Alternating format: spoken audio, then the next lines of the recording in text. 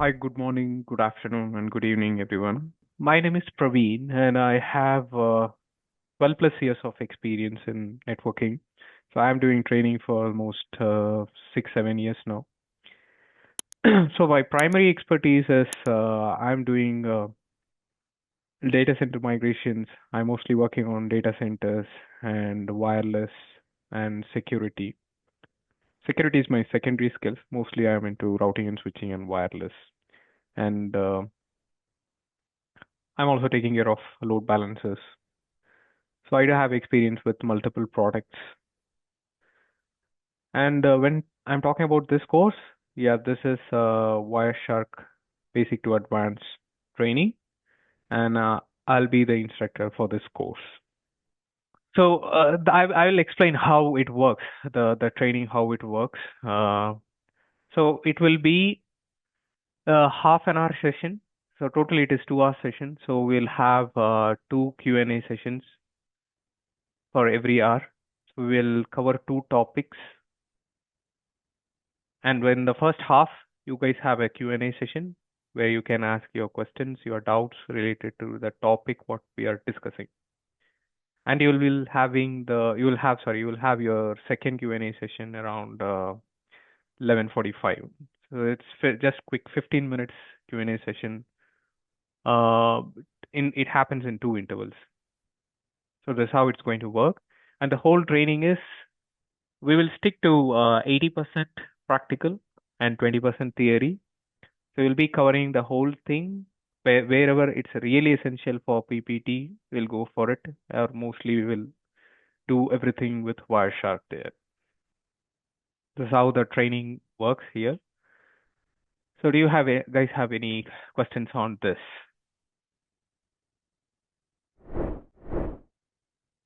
I think you guys have No. unmute permissions, right?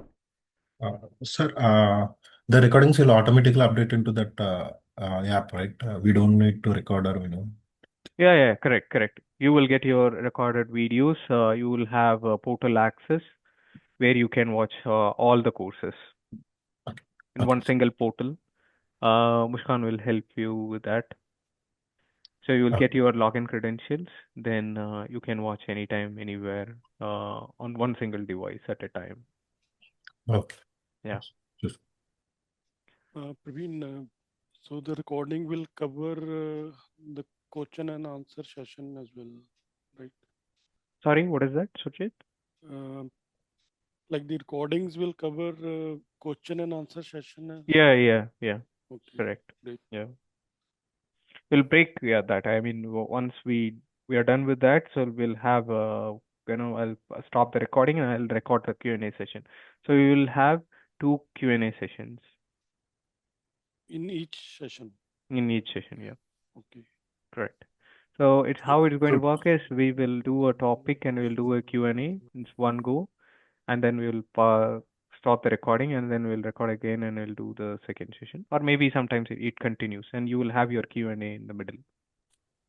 I mean, this course is hi, my name is Saurabh. So this course is mainly focused on deep packet analysis instead of how we're going to install Wireshark, not in that stuff. Because I'm more into learning about why we see spurious retransmissions, dupacks, the reason for that. Like it's more focused on the deep packet analysis. This course. Yeah, absolutely. Yeah, correct. Like Okay. how spurious retransmission happens, what is fast retransmission, what is the difference, why it happens. Yeah. What is dupacks? Why do you see dupacks? Yes. We cover the whole TCP. Okay. Yeah. Hi, Praveen. This is Raju. Just wanted to understand that, I'm sorry, I just joined.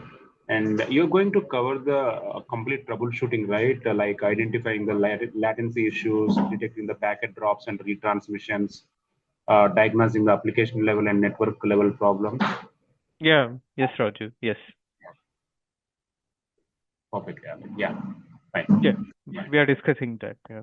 Yeah. If you Okay. look at this course material, can you see my screen? Yes. If you see this under the TCP topics, you have this selective acknowledgement, you have retransmissions, then window scaling factor,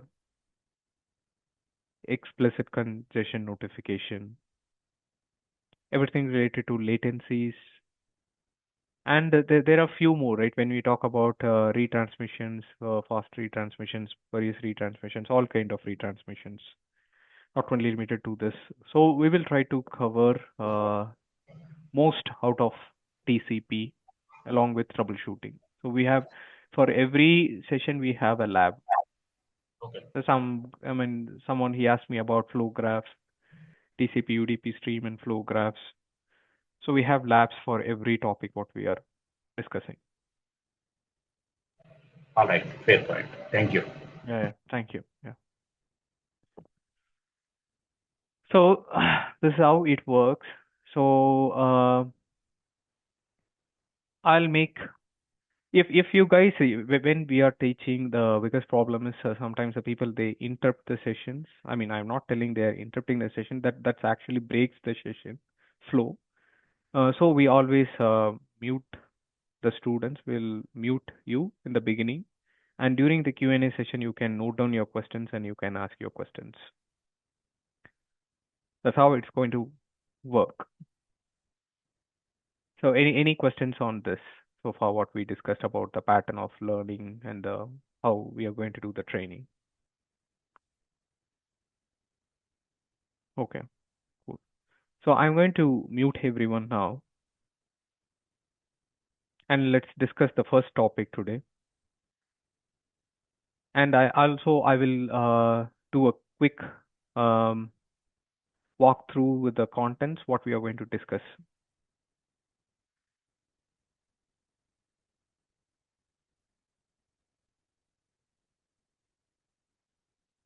So you have your chat window. In the meantime, if you have any questions, if some people they feel struggle, okay, I should ask a question right away now, you can always post your questions in the chat.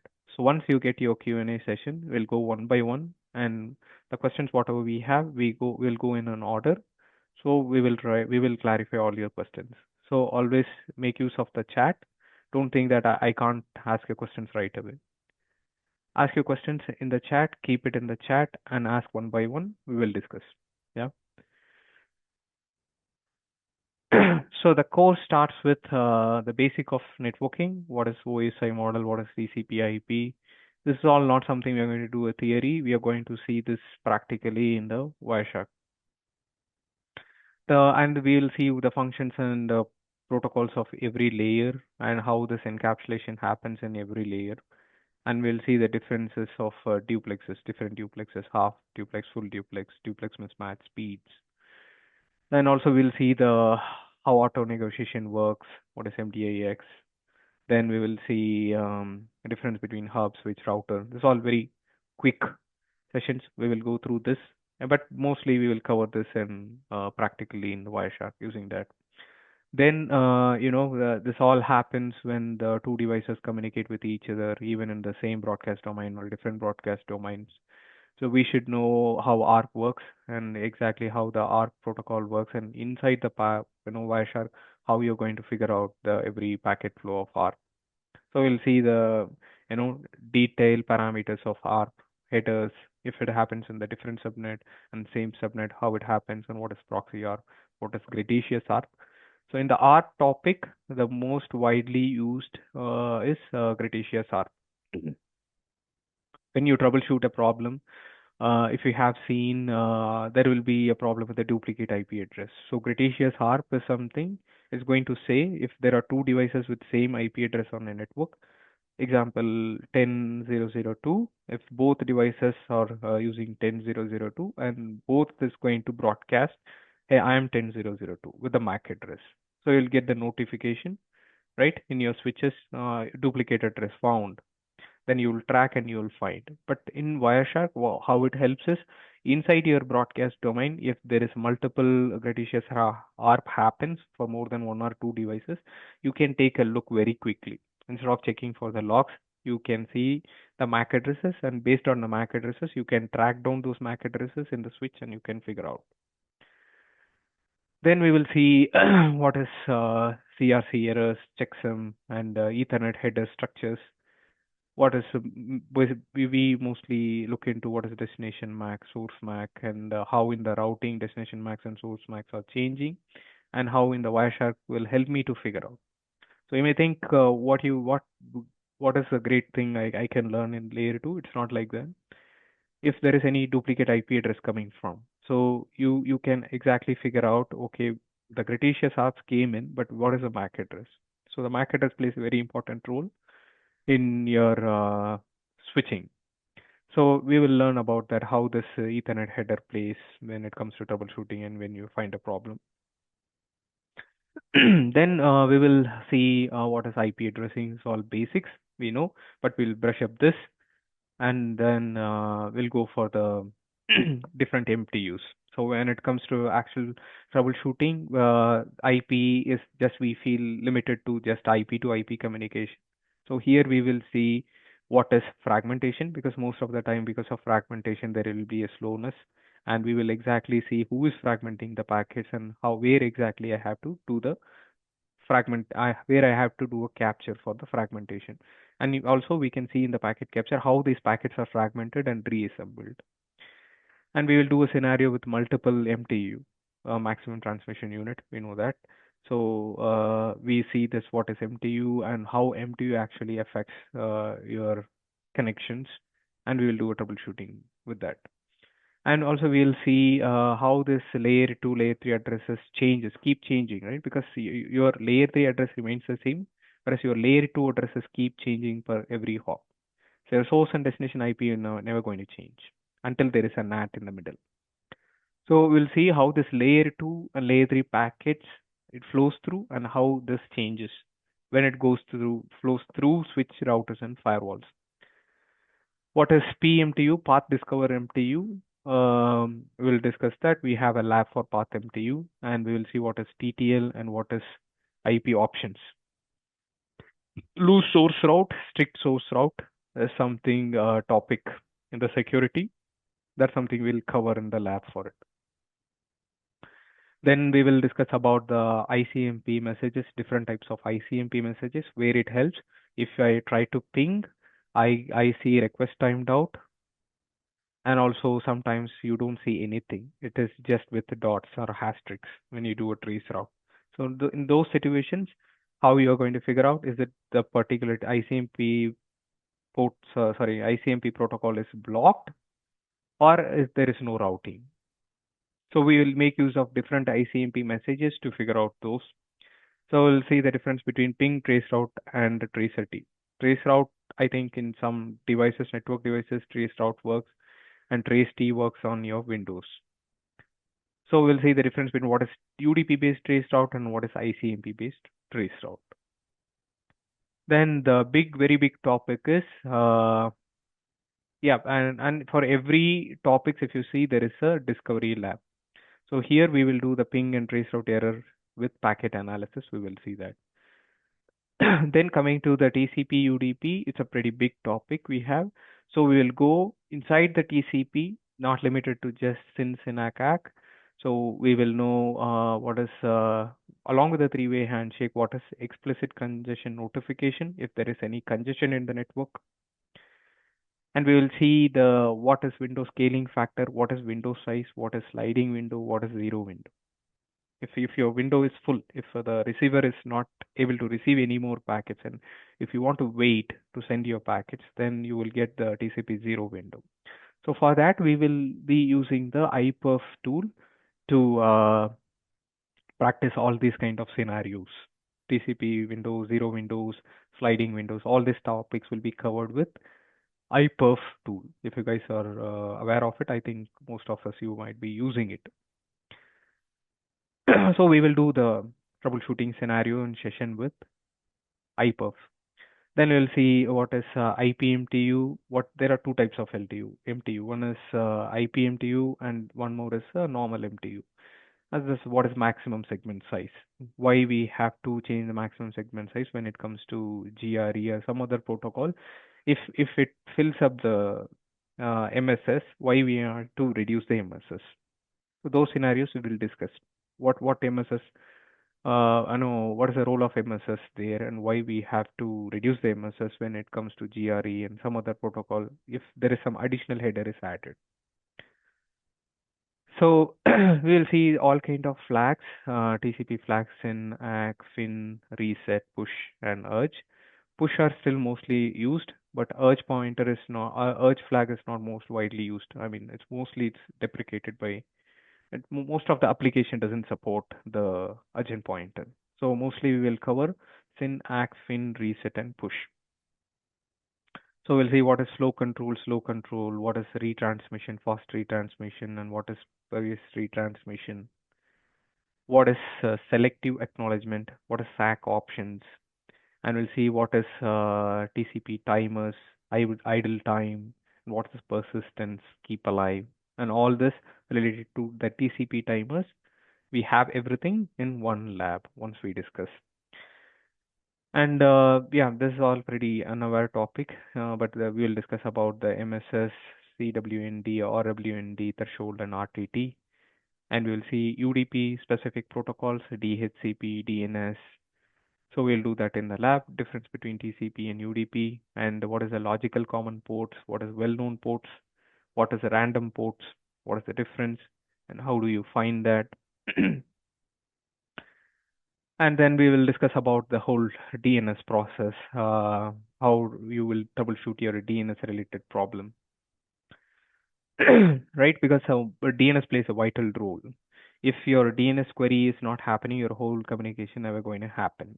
Right? Even though if you have your routing, if your DNS is not able to resolve, then your communication is not going to happen. So if there is any problem with the DNS, how you're going to figure out?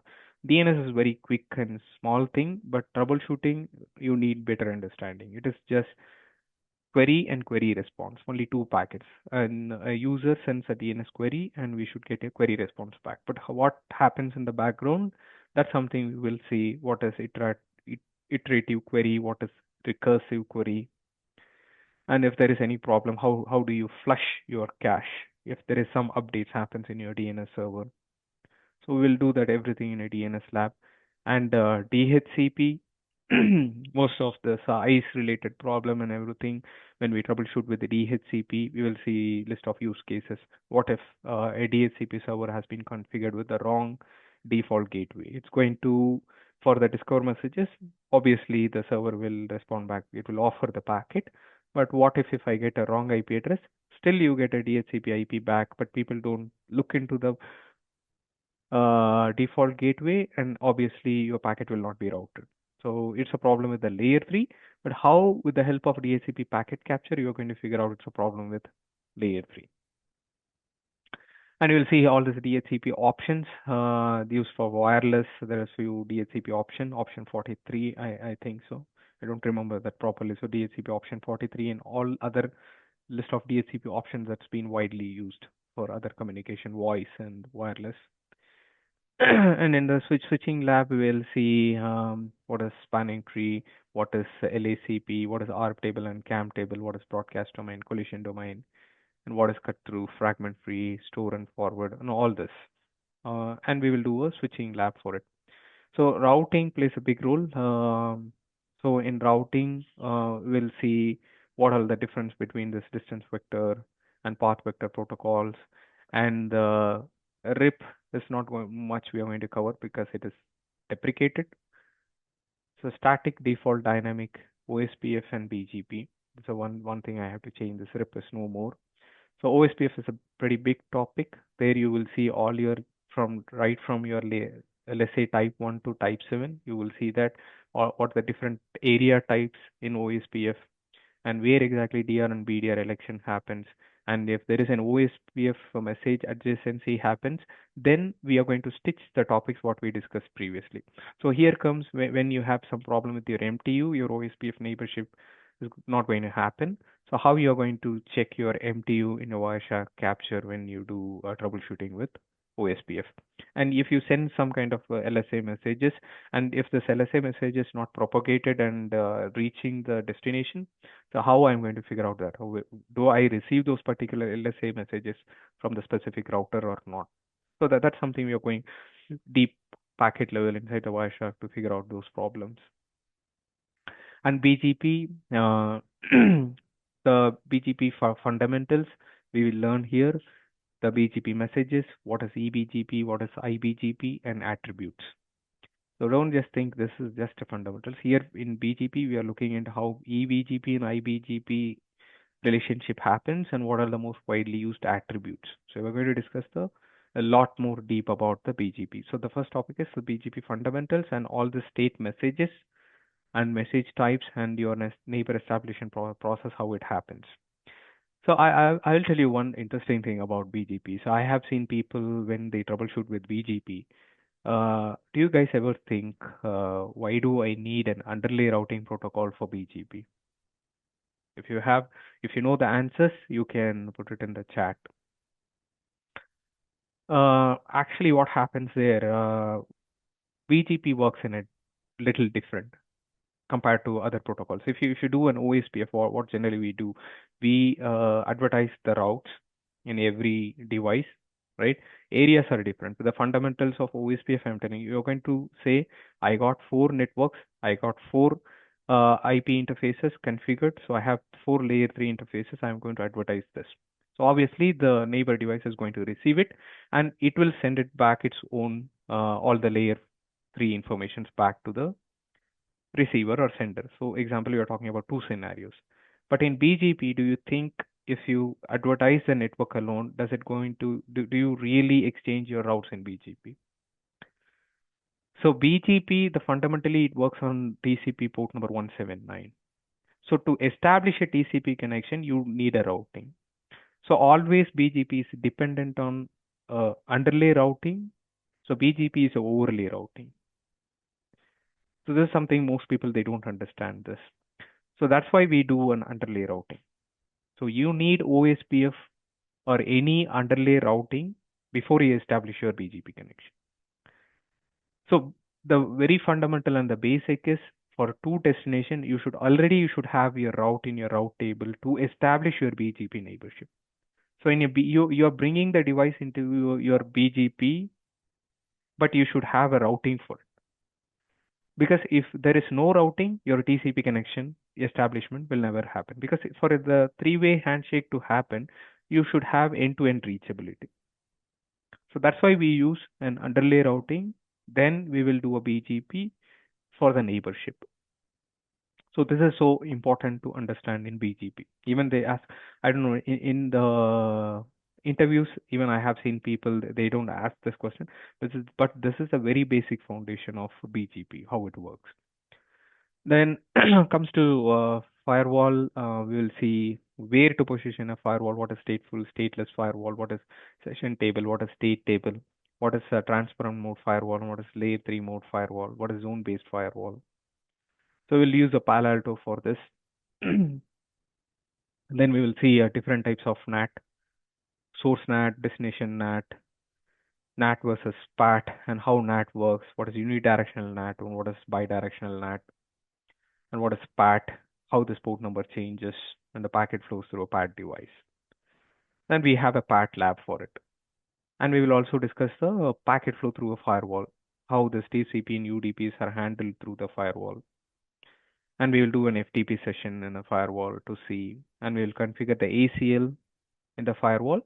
But doing all this along with the packet capture, if you see, okay, if there is something blocking ACL, what Wireshark is going to tell me, right? Because the biggest problem we hear is, we know there is something blocking, but we don't know who is blocking it. Even with the log, sometimes we couldn't figure out if there is any device in the middle is doing that.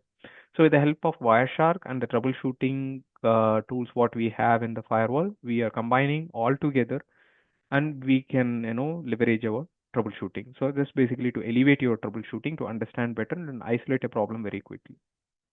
Then we'll see what is the types of VPNs we have, what is confidentiality, authentication, not just theory. So we'll go see what is key encryption hash, what are the algorithms used when the IKE phase 1 negotiation happens, who is proposing what kind of algorithm is being proposed, and what are the protocols and what are the algorithms is used, right? So all this packet level information you will see in the Wireshark using that. So we'll see that the difference between the route-based VPN, policy-based VPN. We'll use virtual tunnel interfaces for route-based VPNs, and we exchange routes. And in the policy-based VPN, we'll be using an ACL to do that, and we will do the troubleshooting. And if you see, the IPsec is a pretty big topic. So if you see, we are going to see what is asymmetric encryption, what is symmetric encryption, then all the 6 main messages that happens when you establish your IPsec connection. And we will also do the aggressive mode. So because instead of 6 messages, it becomes 3 messages. Then the quick mode, what is perfect forward secrecy, where it will be used, right? And what is the IPsec modes, tunnel mode and transparent mode. And we will do an IPsec with AH and ESP. AH, if you know, is only hashing. AH doesn't do an encryption. So I think FortiGate and some devices, they don't use AH-based IPsec. I believe they use only ESP-based IPsecs. So we'll do this lab. And along with that, we will see when your IPsec negotiation happens, there will be something called a NAT discovery happens. So we'll see that exact packet of 4500. This should be opened. If there is any NATing happening in the middle, if you build an IPsec tunnel between point A to point B, 2 devices, if there is something in the middle and if it is doing a NAT, so how do you see this packet there? So it's a NAT is something blocking your IPsec. So we have a lab for it, and we'll do that lab. And we'll do the IPsec overlapping subnets. We'll be using the same subnet using a VRF. We route the packets, and we will establish an IPsec connection on top of it. Then we'll be troubleshooting a lot about IPsec, all the 6 messages, phase 1 troubleshooting, phase 2 troubleshooting, overlapping subnet scenarios, and NAT-T, NAT traversal problems, a lot with VPNs. So the final piece is SSL. So SSL plays a key role, we know. So we will see all the SSL messages, right from your proposal, then your record layer related troubleshooting problem, if there is a problem with the root CA or it's a problem with the corrupted certificate. Then we will see if there is any problem with the algorithm mismatches, why your connection is not being established, and if there is any problem with the certificate revocation, and how do you find the self-signed certificate. And also along with this, we have a tool, OpenSSL, we will be using. So we will be creating the certificate, self-signed certificate. We will create a root certificate. So we will know where RSA key is used, what is public key and what is private key, how it is used. And we will see inside the Windows Trusted Store what is the need of root certificate, and why we say it is a root certificate, why it is called a self-signed certificate, and if there is any problem with the root certificate related problem in Wireshark, how I am going to find out. So in the mostly we focus when it comes to troubleshooting, we will be focusing more on record layers. So we'll see the difference between alert. Sometimes it can be ignored. It is just an alert, or it's a problem with the handshake, or if there is any problem with the application related problem, you will find everything using the record layer. So we'll see what is the level warning and fatal errors. This can be ignored because if there is some encryption decryption happens, sometimes Wireshark couldn't decrypt this packets, or maybe it cannot read the data, and it's going to give you an alert saying that it's an alert, level warning, fatal alerts. So we'll see the differences. As I said, the common certificate errors, we'll know unknown certificate, untrusted issuer, expired certificate, right? Because how do you know that the certificate is expired? If you open up the SSL layer and if you look through the options and you will see the validity of the certificate there, then you will get to know, okay, this handshake is not happening because the certificate is expired, so the connection is not happening. So we'll see traffic selectors, proxy IDs, and there are multiple traffic selector entries there. So this is all deep level about the SSL here. And also we will discuss about the TLS 1.2 and TLS 1.3 along with this, the differences. There is little difference in TLS 1.2 and TLS 1.3. So this is about the whole course content. And today's topic is what is the basic of networking, right? And before that, I will explain about the tool, because I know people, they have a good experience with that, but what I heard from so many of you is that you don't know the sequence of Wireshark, where to start with, how to see, what are the options. So we are going to see the basic of Wireshark now. I mean, what is the tool, and what are all the options that I can play with and to use for my troubleshooting. Yeah. So let me fire up the Wireshark here.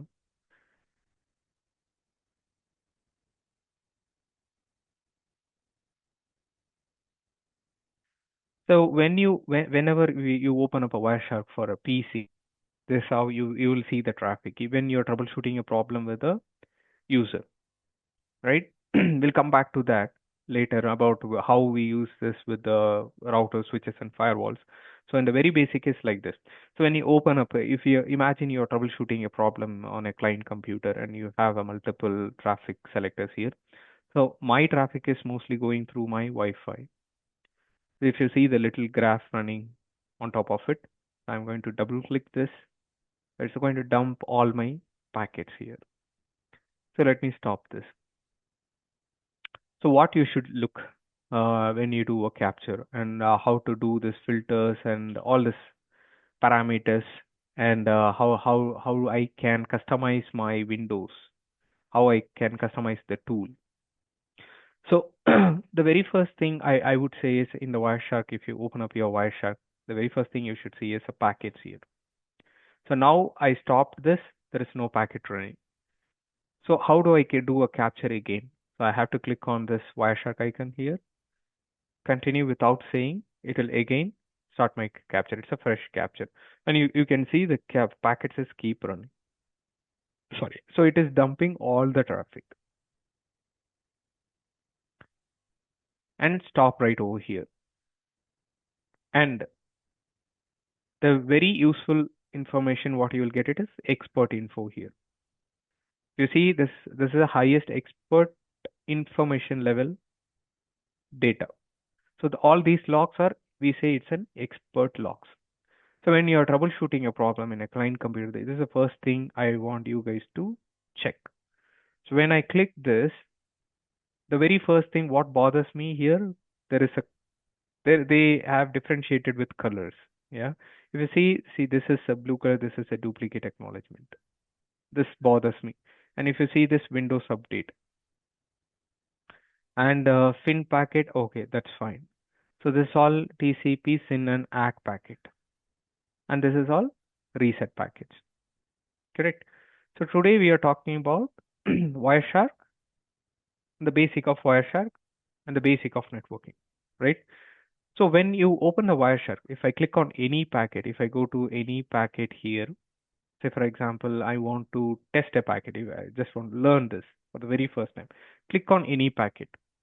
So what it says, it is telling this is my source, this is my destination, this is my protocol. And if you see this arrow mark right over here, what you should understand is, let me take my pen.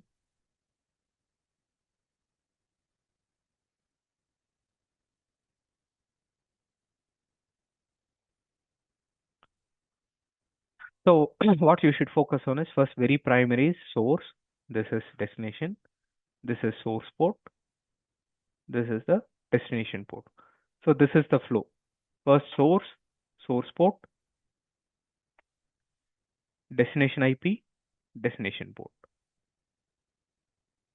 So these are the four key connections that happens in TCP. So, okay, so now we are very basics of Wireshark. So here, data, this all, we can't decode anything. So where your actual layer starts from. So your layer starts from layer 2. It comes from top to down approach. So first you will see is your layer 2, layer 3, then layer 4. So only there are two transports in layer 4. One is TCP and one is UDP. There are few more coming in. I mean, they are using quick protocol. If you guys are heard about that, but mostly still most of the applications are still using TCP, UDP.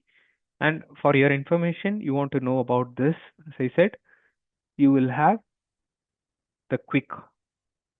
also one other protocol along with your transport protocol. So when we talk about layer 4, you have a protocol quick, TCP, then UDP. So how your hierarchy works, as I said, that comes from your top to bottom approach. So here comes your layer 2, then comes your layer 3, this is your layer 4. So if you go to the upper layer, so how do I filter that quickly? So this is an option where you can filter your packets. This is called a display filter. Right here, this is called a display filter. If you want to filter anything, you have to type your commands here. So it will filter the packet. So this is the whole TCP dump. And if I click on anything, this is how you will start your layers with. Layer 2, layer 3, layer 4. So if I'm clicking on this, I know this is more than a layer 4. And where exactly this TLS fits in? Most people, they think, is it a layer 7 protocol? You can answer this question in the chat. So how your packet structure looks, this is your layer 2. Then comes your layer 3. Then comes your layer 4.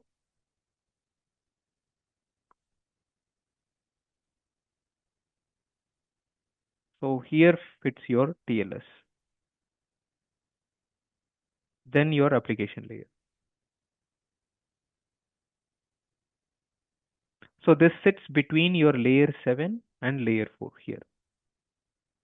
So what is the purpose of this? This is just to encrypt your traffic. So whatever you have inside your layer 7, say for example, your HTTP, this is all wrapped inside the TLS. This is encrypted. So when you do a decryption, when you decrypt this TLS packet, you can see what is inside your layer 7. So if I do this, clear this, so I can see, if I expand this, I can see the destination MAC, source MAC. Always in the layer 2, you should understand, always comes your destination MAC, where the packet goes. Then it actually shows, displays your source packet. And if you come to your layer 3, we are not discussing much about this now. We're just seeing how Wireshark works. So you can see this your TCP packet. Do you see anything on top of this? All your application protocol is, you can see TLS, it is using HTTP, but do you see anything inside your application data? Everything is encrypted. And also, even though it is encrypted, what you can still see your TLS version, what is being used. Right? You can also see that here. What is the TLS version used here? See, if you see this protocol here, you can see the TLS version right over here. So this is a sequence, this is how you should see. You should know what are the options where I can see this is the data, and you can see till layer 4. Once you decrypt your traffic, you can actually see your layer 7 information. So coming back to the basics of networking. So we saw what is the layer 2, what is the layer 3, and we will see how this encapsulation overhead happens, right? So if I just take a conversation, people said, okay, I couldn't find a problem. I don't know how to follow a packet. Okay, let's take this reset packet. So if people are telling, okay, I have some problem, I do see a lot of resets. The very first thing you have to do is you have to always click your expert info first. That is your step 1. So you have to check, okay, how many reset packets I got? Okay, I have it here. So in the beginning, you may not know your filters. So if you just hover over a mouse on top of that, you will get the option, right? tcp.connection.reset. So if I drag it, sorry, if I click on this, right click, apply as a filter, and if I give selected, so it's going to select the filter tcp.connection.reset. Close this. In the whole conversation so far, what I captured, I can see only one reset. So if I click on that, can I see from layer 2 to layer 4? So if I expand this, okay, from this I know, okay, this is going to the destination. This is my router. This is my source.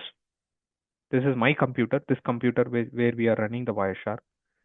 And if you see, this is my source source IP, and this is my destination IP. See, in ECN packets and explicit congestion notification, there's no congestion, nothing you can see here right now. So what is the maximum I can see? Layer 2, layer 3, and layer 4. Only if you decrypt, you can see what is happening inside your layer 4. So how you want to customize your Wireshark when you have it? Okay, I know how to see the packets. So you want to see the drops. So do you see any drops here? Drop packet, nothing for now.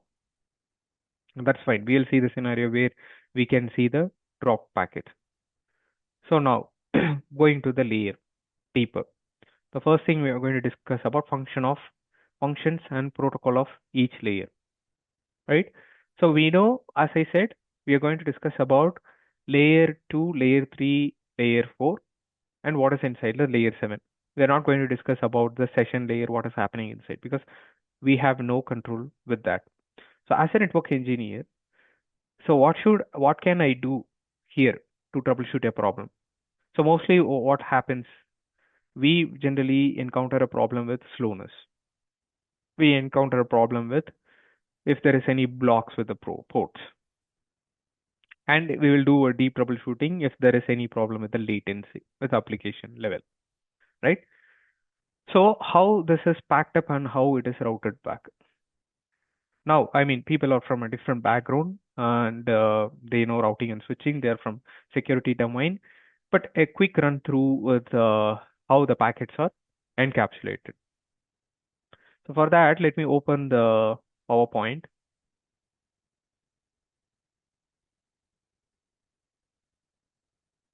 Let's go to the whiteboard here.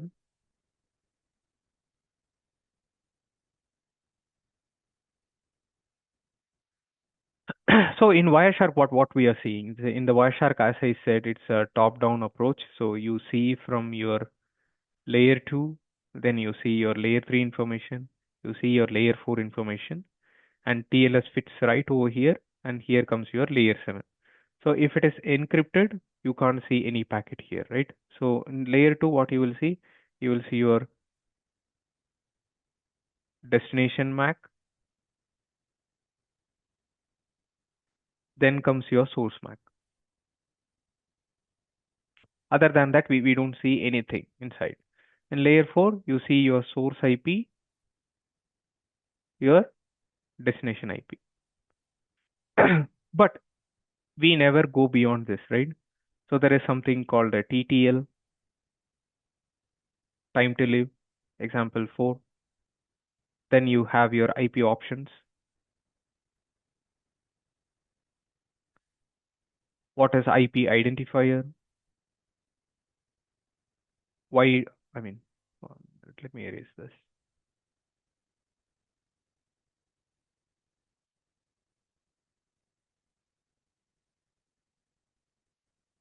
An IP identifier.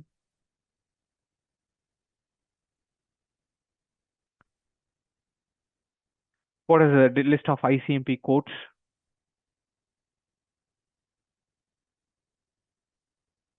So everything is covered in your layer 3. So mostly we will be focusing on when we do a troubleshooting is we will do with ICMP codes, your TTL, IP options, identifiers, all these details will be covered there. So I'll show you there. So in layer 4, so I'll write here, I mean your layer 4, because this is all encrypted. On your layer 4, what you will see, This is called 4-tuple connection.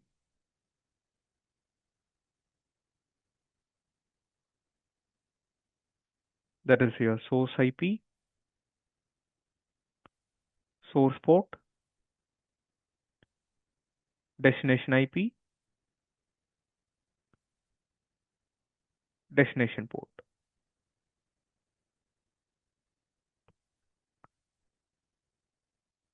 Right? So these are all the key informations.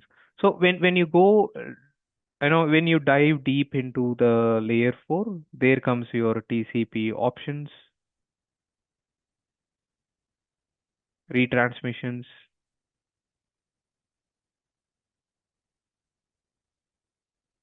window scaling,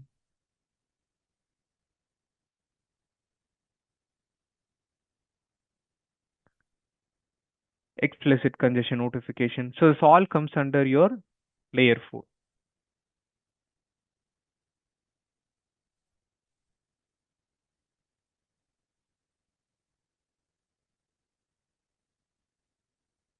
So going back to the Wireshark again. If I open my layer 2, as I said, mostly you would see your destination MAC, your source MAC address. When you open your layer 3, if I am using any quality of services, you will mark your packet with DSCP. Explicit congestion notification. This ECN is different from layer 4 ECN. Layer 4 ECN is different from layer 3 ECN. So don't confuse that with the ECNs. So we are talking about the ECN only on the layer 4. We'll see that in the upcoming classes. So apart from that, in layer 3, what should I see? The other things I should concentrate on, I should see the TTL. And if you see, the layer 3 will also tell you what is the upper layer protocol that comes in after this. Say I am on layer 3, but it is telling that the next protocol comes in is TCP protocol.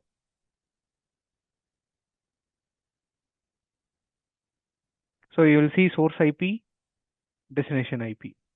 So we're not going to bother about the checksum, all this value. The most important values are identification number here, source IP, destination IP, TTL, what protocol is used next. That's it. All these parameters we are going to concentrate in the upcoming classes. So the key things what you should be aware of is IP options, TTL, destination IP, source IP. Okay, so now it comes to layer 4. In layer 4, what are the informations we should see? If I type TCP, I'll take any packet here. I'll right click, always do that. Type TCP, when you learn TCP, click on any packet, any traffic between source and destination. Right click, conversation filter, TCP. Still, I don't see anything with SYN packet. So for that, what you should do, if you want to know the display filter quickly for SYN, go to Edit, Preferences, Column.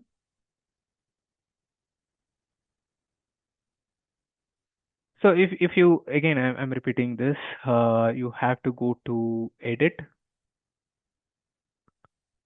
Preferences. You have your columns.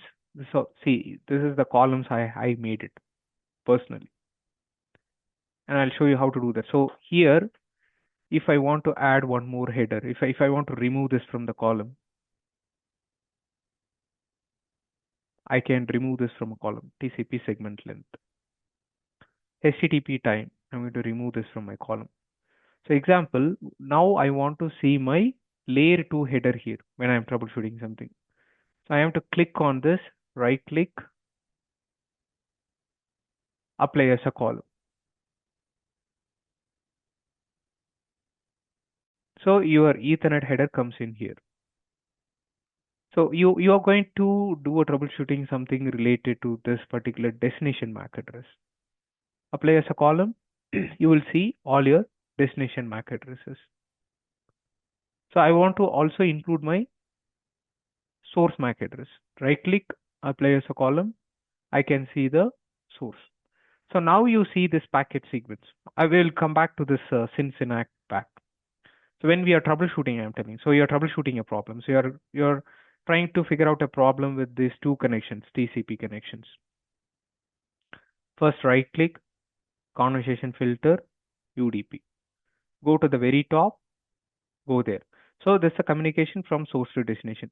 So what is the source MAC address? You can also change your columns if you want.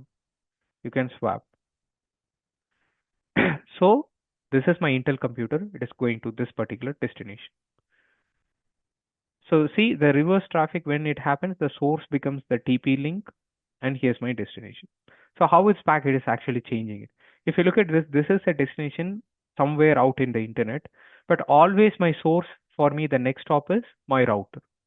So always you're going to see your next stop as your destination MAC forever. But if you see the source MAC address and destination MAC address, they are same. They're not going to change. We know that when the packet flows through, they keep changing it but when you take a capture on the source side, all you can see is your source MAC address and your immediate next stop MAC address. But you can see the destination IP address. What is the actual destination IP address and what is your actual source? But the because Ethernet, it will not be broadcasted like your IP packet. It is not routed. It is local. So this is the maximum information you can see. So if there is something happening when you're troubleshooting it, here instead of going to the TP link, if it is going to a firewall, Palo Alto example I'm telling, you can figure out, right? Okay, my packet in the next stop has to go here, but instead it is going there. It can be an asymmetric routing problem. The first clue you get is, okay, it is not taking the direct path. It is taking a different path towards specific destination. This is how you have to compare your troubleshooting with. So this is how you can click and apply your filters. So this is something I'm talking about. This particular scenario is only for troubleshooting your MAC related problem. So okay, so now I have a problem with my layer 3. So you suspect that there is some problem with the routing between the same source and destination. So what should I do? I have to click on this TTL. See on the layer 3, there's a list of options here. I'm going to expand this layer 3 internet protocol, expand this. I'm going to TTL, right click, apply as a column. See, if you look at all these packets are 128. So always if you want to check your TTL, if your routing is happening, always see the packet from destination to source. So what is the destination now? 170.114.1110.137. But if I look at the source, I see the TTL is not decremented. A little background about TTL. So you got 1, 2, 3. Very, very simple devices. We will have very minimum devices. This is router 1. Router 1, this is router 2, and this is your router 3. So what happens here? First packet with it will send with TTL 1. You know, this is how the TTL works. So the next immediate device, it will decrement the TTL equal to 1 minus 1, that becomes 0. It will send TTL time to leave exceeded message back to the source. So now the TTL becomes 0. Okay, the source will get to know, okay, with TTL 1 I can't reach. So the maximum is 128. But in the internet, I think the maximum hops is, I think, more than 30 hops you can't reach a destination. Your packet is going to die. That becomes a big latency. But by protocol design, the TTL value is 128. Then for operating system, it differs. For this computer, it is 128. For some devices in Cisco, I think it is 255. And we know that what is the difference between this TCP based, sorry, UDP based and ICMP based TTL. There's two difference here. So here, if I see the TTL, it is using UDP. You can see this here. And what you see is source port and destination port. That's fine. I mean, we are not going to that now. We have a separate lab for it. So TTL becomes a 0 now. It sends a time to leave exceed message. So what happens here? Okay, there's router things now. With TTL 1, I can't reach the destination. The destination is far. So now it's going to send TTL 2. So what happens here? Comes here, the TTL becomes TTL 2 minus 1, it becomes 1. Then again, the packet will go here, it becomes TTL 1 minus 1 equal to 0. So now we come to know that there are 3 hops from my source, from my PC I'm telling. 1, 2, 3 hops. An example. So here with the TTL, how I can calculate the TTL, what it is calculated on the destination is based on TTL 64. So these are all the 3 predominant values we have for TTL. 64, 128 and 255.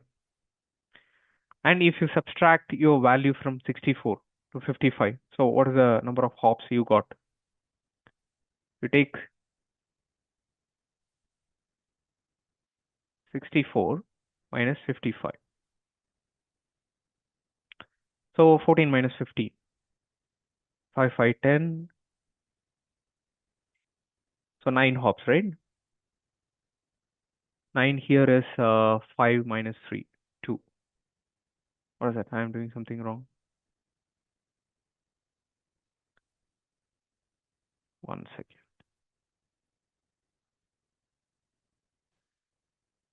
I don't want to do this. My max is bad. 64 minus 55. 9 hops. So we got 9 hops away. So from my destination, from source to destination, there are 9 hops. So it proves that I have to go through 9 layer 3 devices to reach my destination. So that's something you should see in your layer 3.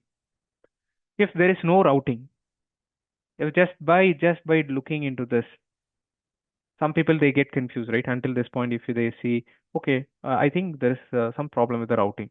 If you scroll across consistently, you can see 55. So how do you troubleshoot in your real life problem? So if this is the expected output, this is the expected hops, number of hops. What if it is changing? If you have an asymmetric routing here, you should see a different value. Example, even if you see it becomes 54 hops, sorry, your TTL becomes 54, then it becomes 10 hops. So if your TTL is keep changing, so based on that, you will get to know, okay, there is some problem with the routing. It's not with the layer 4 problem. So this is how your understanding, you should do you should compare your understanding with your troubleshooting. So based on your scenario, based on your troubleshooting, you should keep changing your values. So this what do you say? This template is something you can be keep changing it. It is dynamic. You just stick to this. Based on your troubleshooting, what you're facing a problem with, you keep modifying your you keep altering your adjustments with the tape. What do you say? The template what you have here. Create your own template and do this. So in the upcoming classes, we will see what is this quick filters here. If it is something with the HTTP response problem, or if it is a HTTP redirection issue, if it is an HTTP error, we'll see that in the upcoming classes. This is day 1, right? So this is how the TTL works in the layer 3. So in every layer, it's been keep encapsulated, and we know that the destination will be keep doing this decapsulation.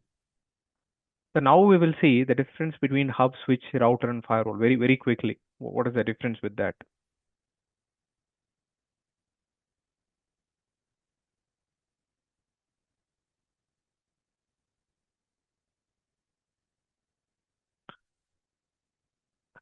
So we are not going to too deep about the theory. So switching happens. This is a switch, and this is a firewall. This is your PC. This is your router. We are not bothered about hub. Hub is no more used. So all you see is maximum what you will see in the layer 2. I missed one more thing. We will also see your VLAN taggings in your layer 2.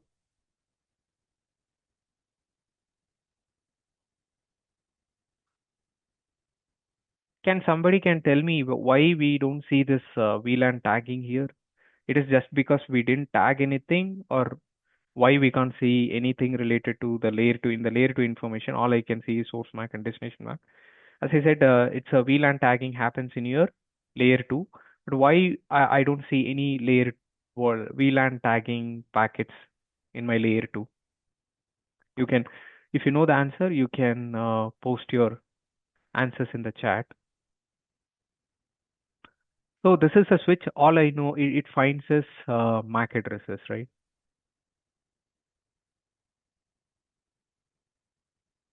It has both your source MAC and destination MAC. So usually what we connect with a firewall, we connect a firewall to the switch. They don't, mostly I haven't seen people connecting it to the router. So the router would be your edge device, or sometimes your firewall can be an edge based on the scenario where you feel like connecting your internet link. So from the in the firewall, the switch, we are going to discuss what's the differences with all these three. When so firewall, it can do a routing. Switch can also do a routing. Router, the whole purpose is it does routing. So even this guy is capable of TCP, and it can do an additional layer 7 inspection. Whereas this guy, he can do a layer 3, layer 4, layer 7, I mean, not deep level, right? So mostly it is used for layer 3, layer 4. So this guy works on layer 4, layer 7. I don't know. I mean, switching also some people they do, but I don't know much about that firewall. But mostly I have seen it is predominantly used for layer 7 inspection, and all your layer 4 ports are blocked, allowed, denied, and application level traffic is allowed there. So router, its whole purpose is running the big protocols in the edge, something running BGP, your OSPF. And this guy here, he can also be a layer 3 switch. He can do a routing. But in the Wireshark, when you do a capture, what should you focus on? So when you do a capture on the switch, only there you will see your VLAN tagging. So when you're troubleshooting a problem, example, you tag this on VLAN 700 example, I'm telling you. Let me take a different color.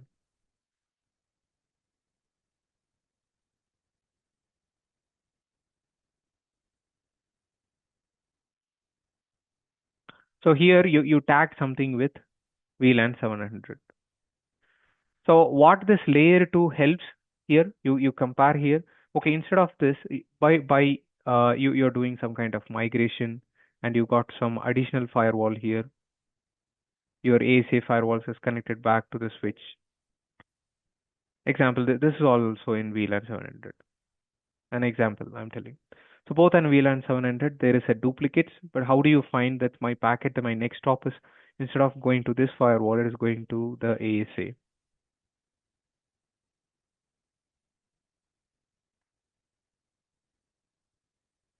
Instead of this, if it is coming back to the ASA, with the help of the layer 2 headers, how it's going to tell me, instead of the destination is the TP link here, it's going to tell me, okay, it is not going to the TP link, instead it is going for Palo Alto. There's something wrong. That is not happening. So right away when you take a capture between the source and destination, do an ICMP ping to it, and you can see, right? Even with trace route, you can find that.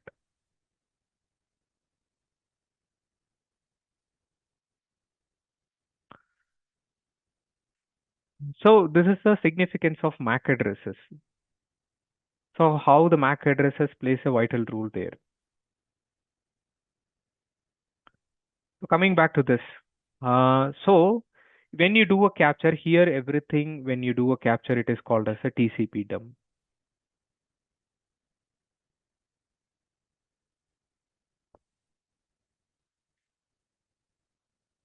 That is nothing but if you take the whole traffic TCP dump.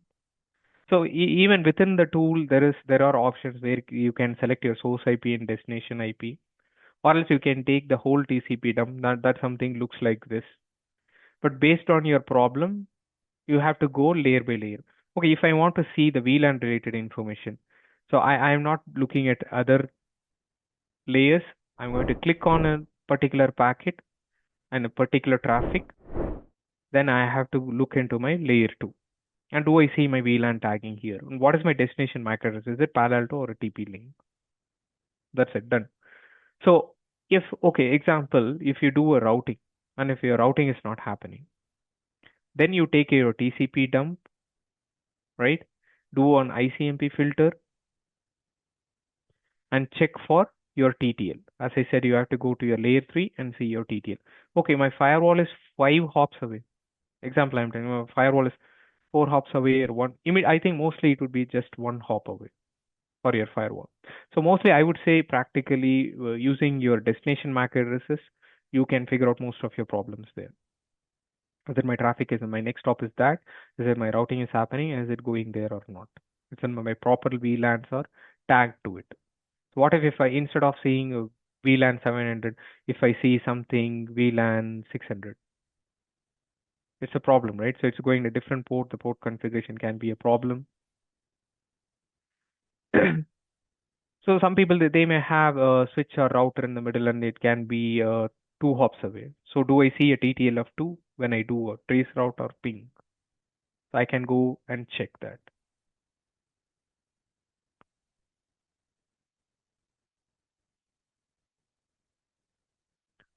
So now, okay, so there are a list of questions.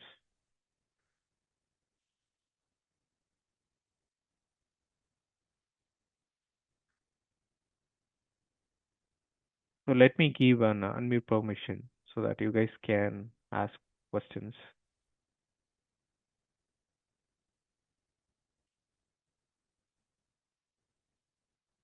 Any questions so far, what we discussed?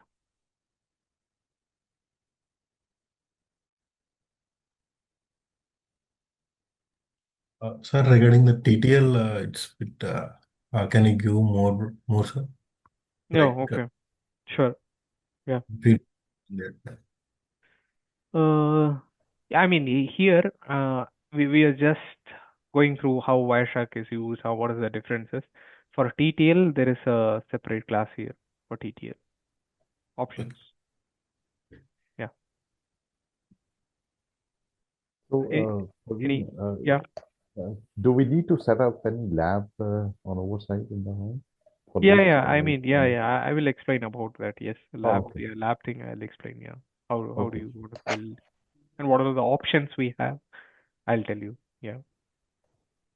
Sometimes we have been asked this question during troubleshooting that where exactly on the network you are doing this capture, or how far you are from the source or from the destination. Because we are using span ports and we're using like extra hop tool to get the capture. So based on this TTL, we can tell how far we are from the source or from the destination. But if we have a proxy device in between, will it also change the TTL value? If it is a layer 3 device, TTL can never be changed. It is just showing you how many hops you are from your destination, how many hops But, you are away from your destination. but if we're using a full proxy, isn't it going to create another separate session from No. the proxy to See, the destination? uh, Will not change the TTL? no. I'll tell you. See, uh, let me go to the whiteboard. Actually, a good question. See, if you see a proxy device, whatever in the middle, right? So if it is changing the session, if there is a proxy in the middle, forward proxy, something, it's in the middle example here. This is your source and destination. This is your proxy.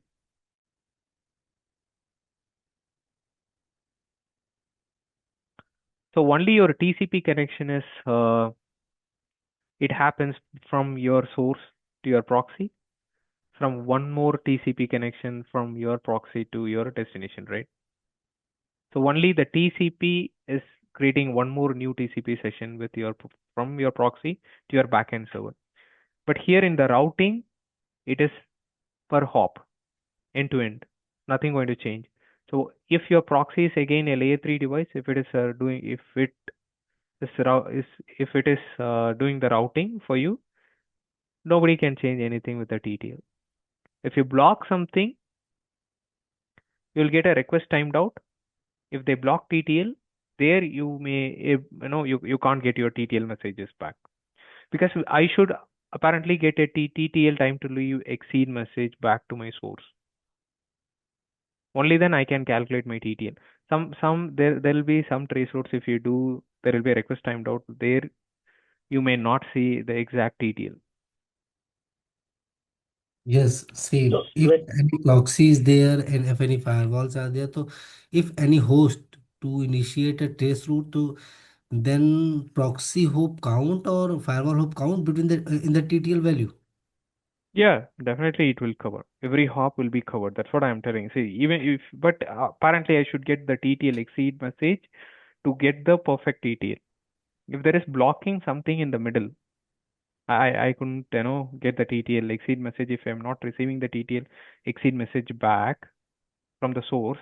So at some situations I couldn't figure out the exact TTL to the destination. 1 or 2 hops will be different.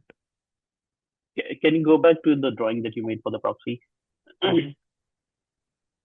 So let's say between the proxy and my end destination, we have 2 or 3 hops in between. Well, let's say it goes through three routers.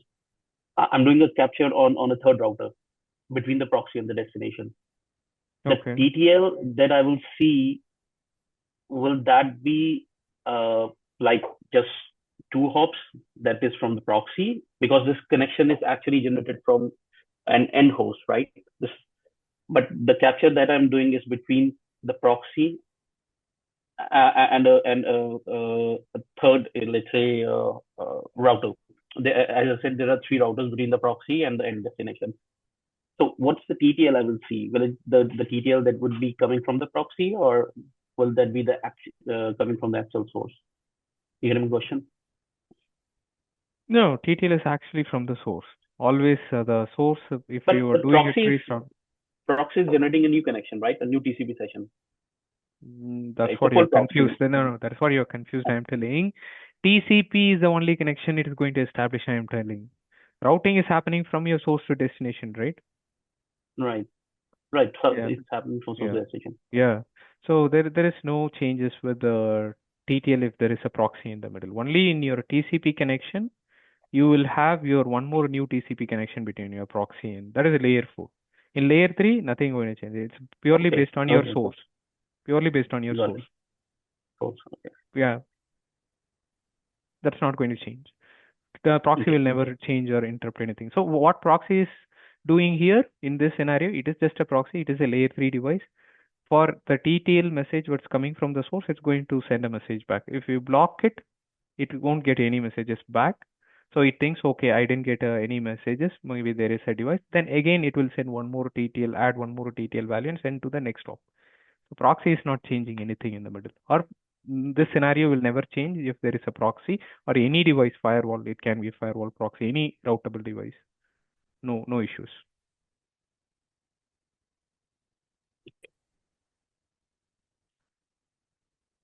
Any questions?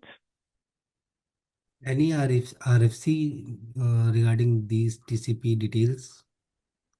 I have a document I will share for Yes, TTL. please. Yeah. I have this document for regarding TTL. same TTL values related these points. I mean, I have my document. Yeah, I will share the document related to TTL. Yeah, Yes, thank you, Praveen. yeah, no problem. Praveen, Yeah. so you are going to share it just now No, in no, the I mean chat, after or after the session, I would say every 15 days or 10 days once I'll be if I keep updating this documents, I will share. I will share this document by today or tomorrow. And then if there is any changes or additionally added, only if there is an update, I will send the documents, a new document. I'll roll out the new document to everyone. okay? Any Well, other information that this TTL can provide us apart from that? If you are seeing a changing TTL, okay, we can say that there might be an asymmetrical routing happening somewhere, right? yeah. I Any mean, that's a comparison I said. I mean, we have a separate lab for it. How if there is okay. an asymmetric routing, how the TTL value changes. No, I was asking, is there any other information that we can see with the changing TTL or with this TTL? Any other information that we can get by looking at this TTL value You apart can see from? TTL and TTL time to leave exceed messages or 2 messages you get from TTL. I mean, in the troubleshooting, you're asking about the troubleshooting, Yes, what you get. yes, with troubleshooting, yeah. Yeah, that's what I'm telling you. See, if you compare this example, if you take a capture, if you're doing some kind of troubleshooting, there is some problem. You suspect there is a problem with your routing. Go ahead and apply as a filter here. Scroll through and see if there is any disconnection or latency is happening, and if you see differences in the TTL. So all the way, if you scroll up in the whole conversation, the TTL is not more than 55. This is consistent across, yeah, between source and destination. So this proves that okay, there is no problem with the routing. What is the value for behind the 55, 8801 and it's a No, that's what I'm telling you. You ignore this part. This part is just an information source port and destination port. We are focusing only on this TTL here, this column. okay. Yeah. This information is source port and destination port. Okay. Here, if you see, sort out this value, just I clicked on top of here. So it is consistent across, it is 55. So what if we do a migration? Sometimes we forget to shut down a port. We forget, you may still have a routing for the same destination. It may, right? Have a routing for the same destination twice. You have your route entry. What if it is crossing a device, it is going, but it is not coming back in the same way? Then the TTL value should be different, right? We are not going to the TTL lab again, I'm telling you. This is just something how you can use your TTL in a Wireshark here when you're troubleshooting. So here we are in the very basic phase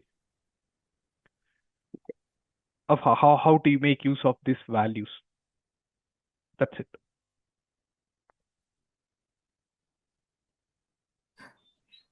Praveen, it's mean 128 and the 64, it's normal. Is it right? No, that is the maximum hops, I'm telling you. Okay. See, So we are 128. considering it's a normal TTL value for 60, 64 and 128 and Yeah, 220. 9 hops, right? I mean 64 minus 55. Hmm. By looking into the values, you should know what is the TTL. How do we get the value 55? 64 minus Oh, 55, 64 right? minus 55, 9 hopes. Yeah. Suppose we can see for only 64, the consistently for all the caps. So what we consider on that? Here there is no routing issue. Okay, There is no asymmetric routing. got it. So it's normal. It's normal. Yeah, It's okay. going. It's the two-way communication is happening properly. Got it. In enterprise it works, right? Because see, in actually internet there are different paths to the same destination because they have a lot of resiliency devices in the middle. But sometimes you may see a different value here. But in your enterprise, it remains constant, right? Because you design something from your data center to data center, it should take the same path, right? It should not take a different path. In that case, it helps. Understand. Yeah. Maximum value is 64. See, maximum value is 64. If you see the maximum is 30 hops. I mean, I'd never seen 19, 20 hops maximum. I never seen anything beyond 20, 25 hops or 30 hops. I never seen that. Yeah, it's the best route.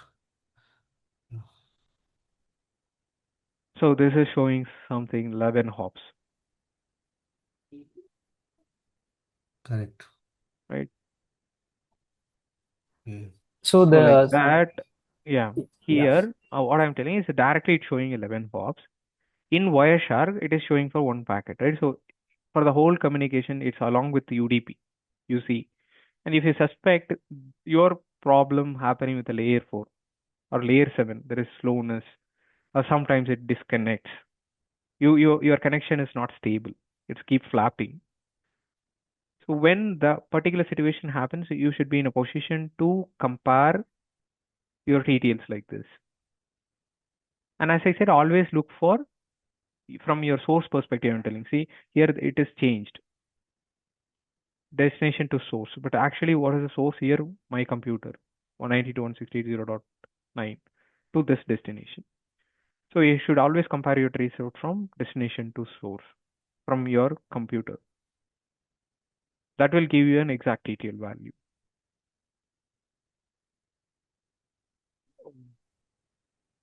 One more information that I can tell for sure with the TTL value of 55 is that the destination is a Linux machine, right?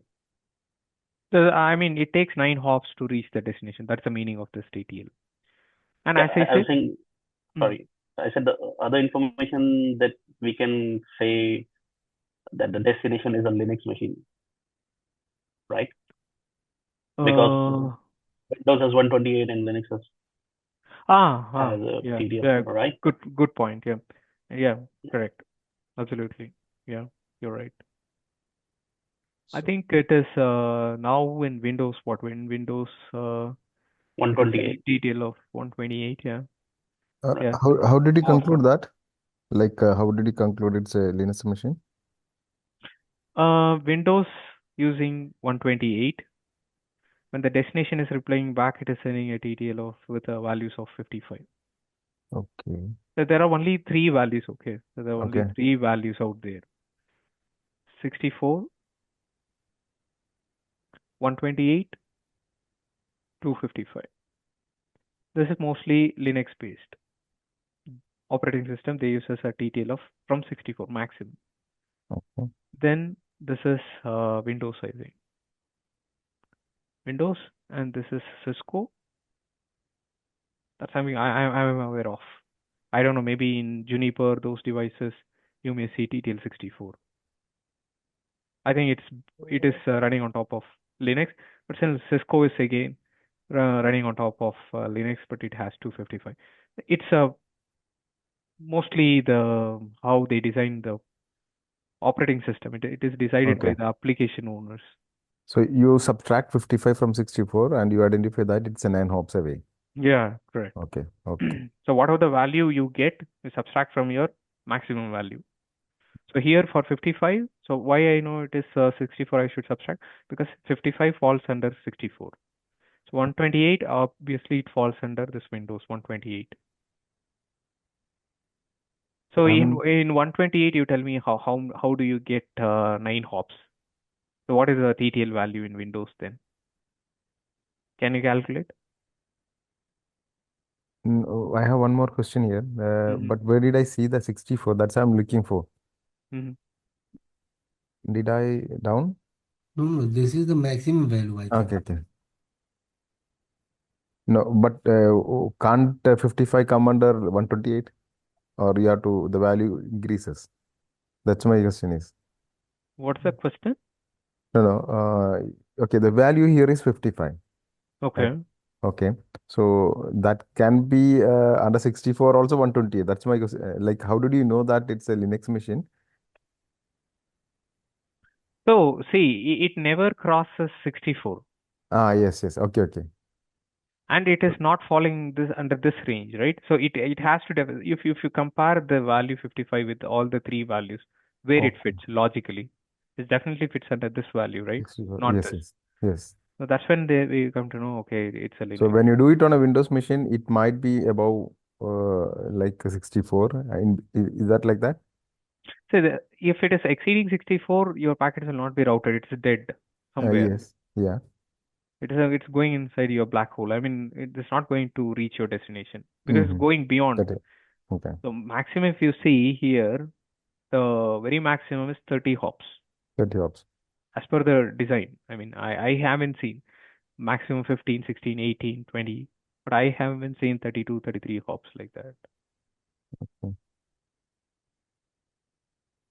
So these values are based on the operating system.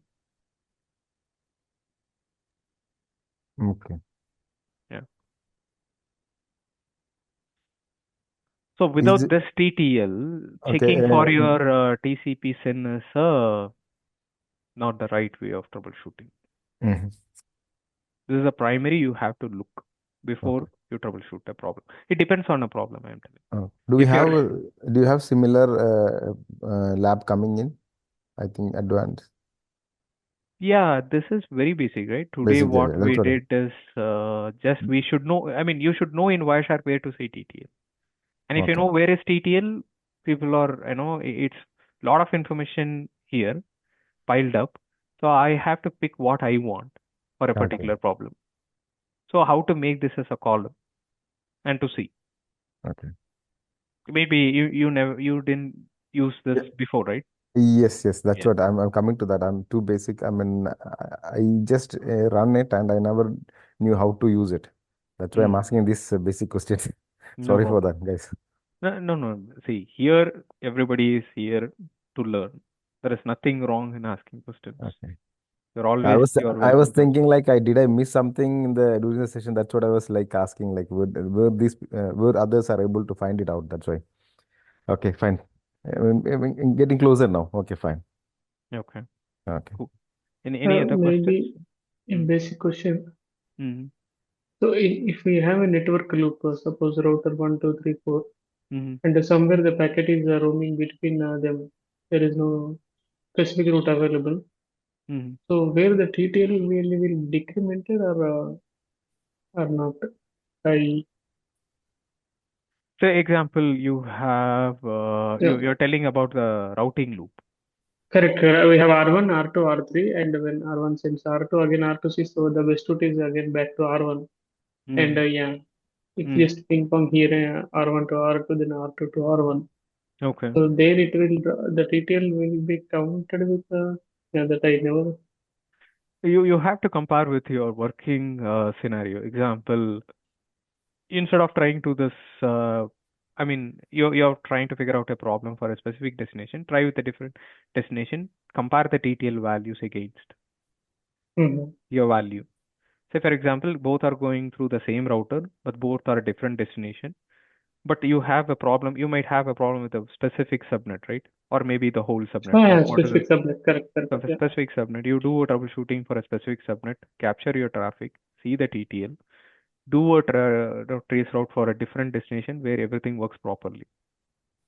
Your known working scenario and a problematic scenario. Compare both, check the TTL.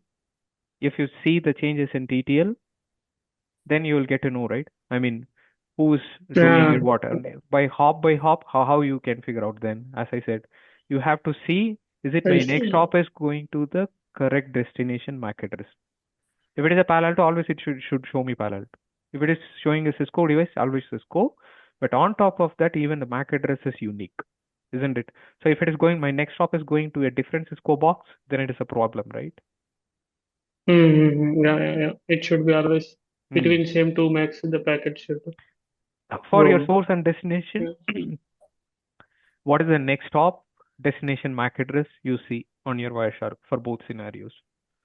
So is it going to the same device or a different device, same VLAN or a different VLAN? All this information you will get there. That I can see here in the first Ethernet packet, then the destination MAC. Yeah, here. Okay, in the IP, Here, the source the MAC, second one. Okay. destination MAC. So it's going back to the Intel. Here, always constant. Okay.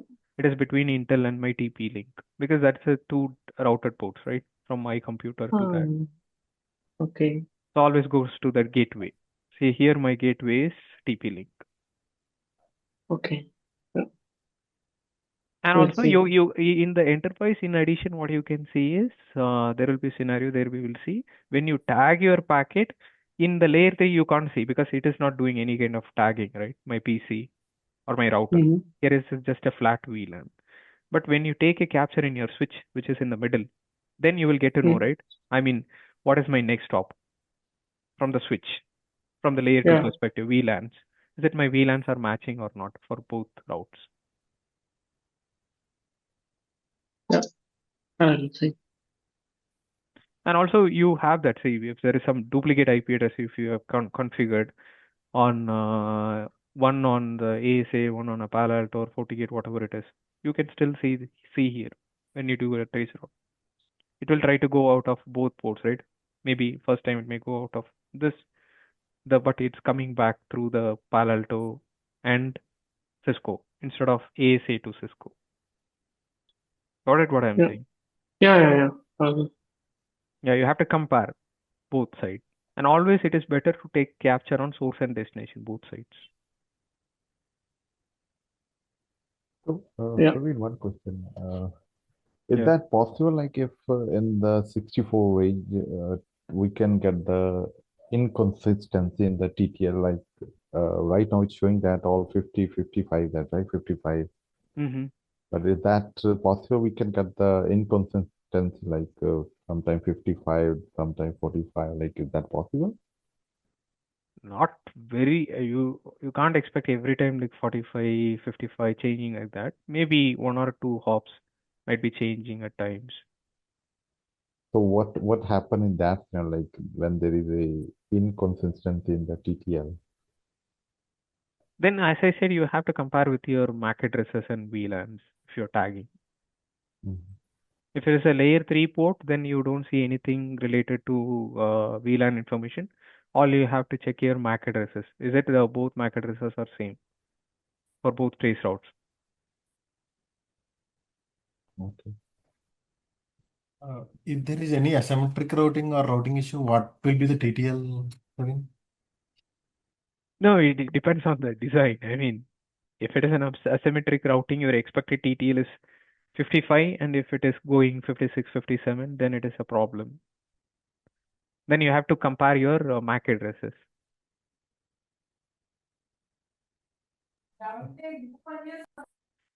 See, just checking from source, you can't figure out everything, right? So when you have to take a capture on your source and destination, both end. Compare. For in the both results, do you see the same layer 2 information there? Same TTL or a different TTL?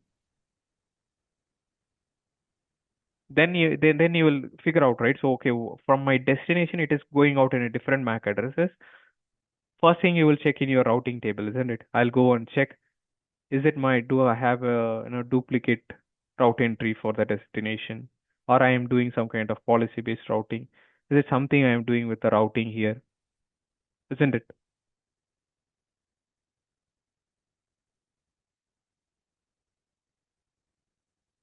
You heard me, Satya? Yes. Yeah.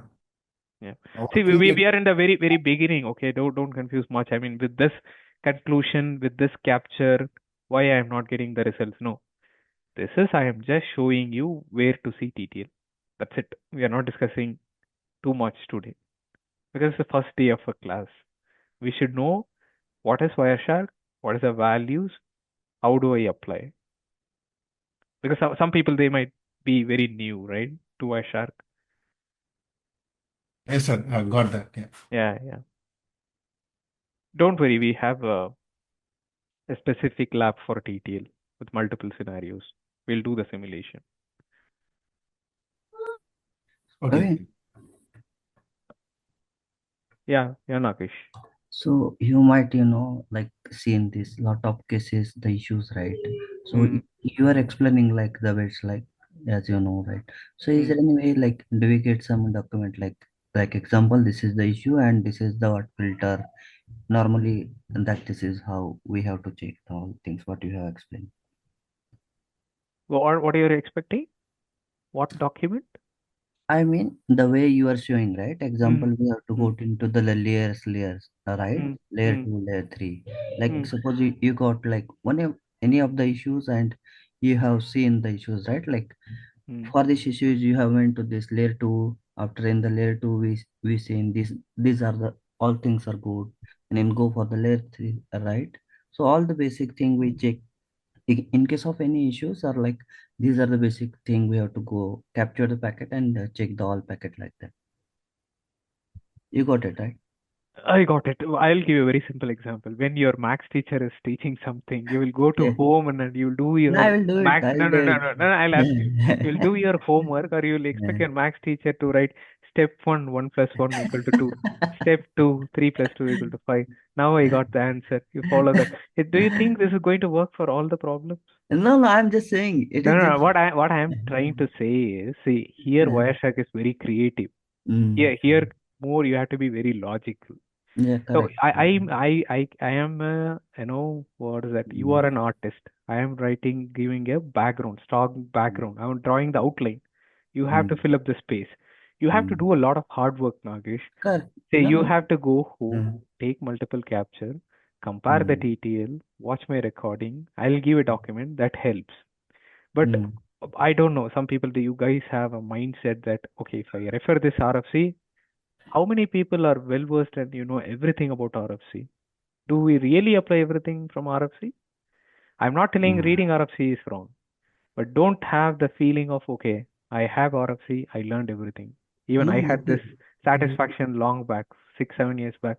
Okay, I will collect all the documents, I'll collect all the recordings. Oh my god, I am good. I'll be troubleshooting.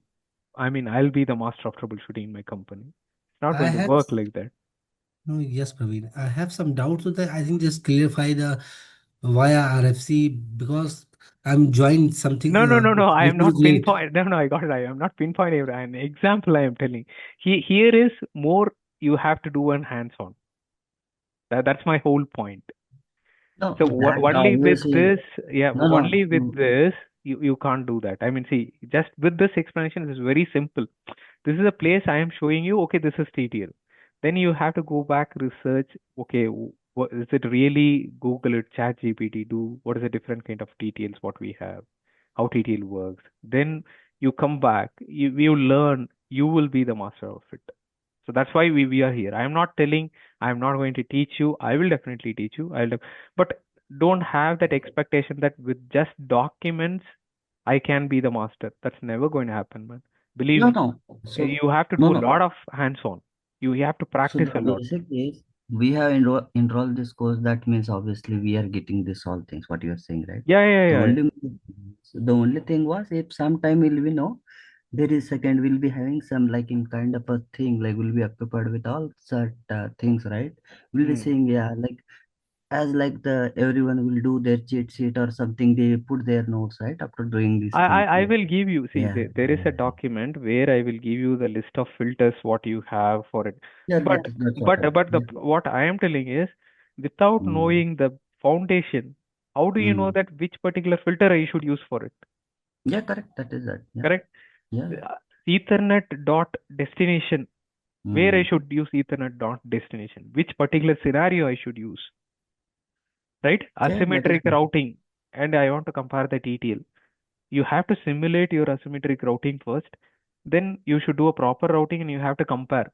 This level of minimum hard work is required, I am telling. I'm not telling you are no, not no. doing it. For everyone, I am telling this is a very minimum hard work that is needed.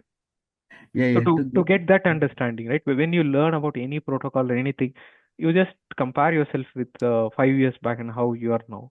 Definitely, you will get deeper and deeper, and your understanding gets better. So for Wireshark, it is all new for everyone. So this all is scattered here and there.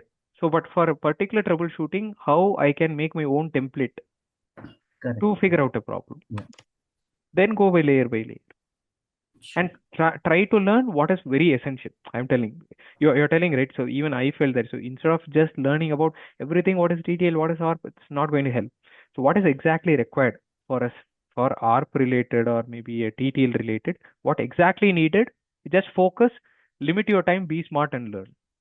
That's my piece of advice if I want to tell you. if you want to learn about a specific topic.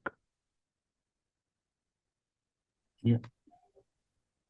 Okay, yeah, I will definitely give a document. Don't worry. I mean, I have those documents for TTLs. I will definitely send those TTL documents. I'll try to. This is the day one, right? So I think still I'm sharing my screen. Yes. I will open my PPT. I think I should have my TTL somewhere here.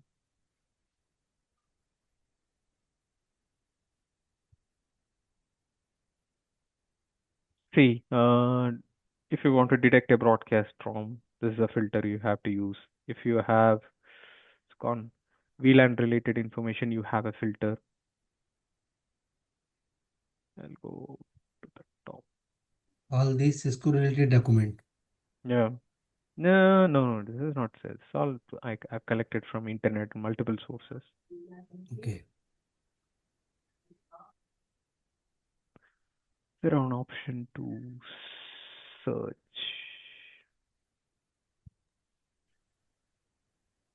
Praveen, how much time you took to be, well versed with this Wireshark? I've been trying since last couple of years. What is the question? What is be I consistent am asking. for us? Do really? I'm telling. Be consistent for at least 2 hours in a day, or maybe 4 hours in a week is fine. Take multiple captures, whatever we are learning, and also you compare. Understand first what is layer 2, layer 3, how this packet is keep changing it, everything. But you have to be very dedicated. You keep doing for 7, 8 months, 1 year. I think you will be well versed. It's not happening in overnight, man. For Yeah, sure. as I said, I've been trying this for the last couple of years, but still, yeah, consistency is one of the things. And do So one more thing. Whenever something you are going to your work every day, you are starting your work, right? You just keep one mindset that okay, I am doing something. Spend some time like half an hour, 1 hour in a day, just for a normal communication. Figure out. Don't try to find a problem. Just learn. I mean, okay, what is it? Routing is happening. Okay, what is TTL? Okay, what is IP option? He said, okay. Do you see something DHCP option? Where to see? Do I see VLAN tagging? Can I see any resets, any retransmissions? What is that? I mean, when we are learning parallelly, I am telling, try to do that. It becomes your habit because that's what I do. Even now, sometimes, even though there is no problem with something, I'll try to do a capture. Okay, in this scenario, how this SSL is different from here. Something like that. It's an everyday learning you should have. Don't just stop with what we are discussing. You explore more.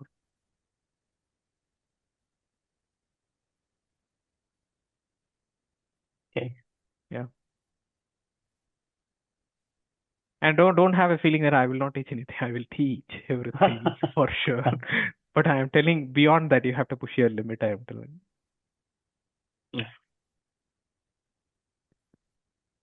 Yeah. Any other questions, guys? Related to today's topic.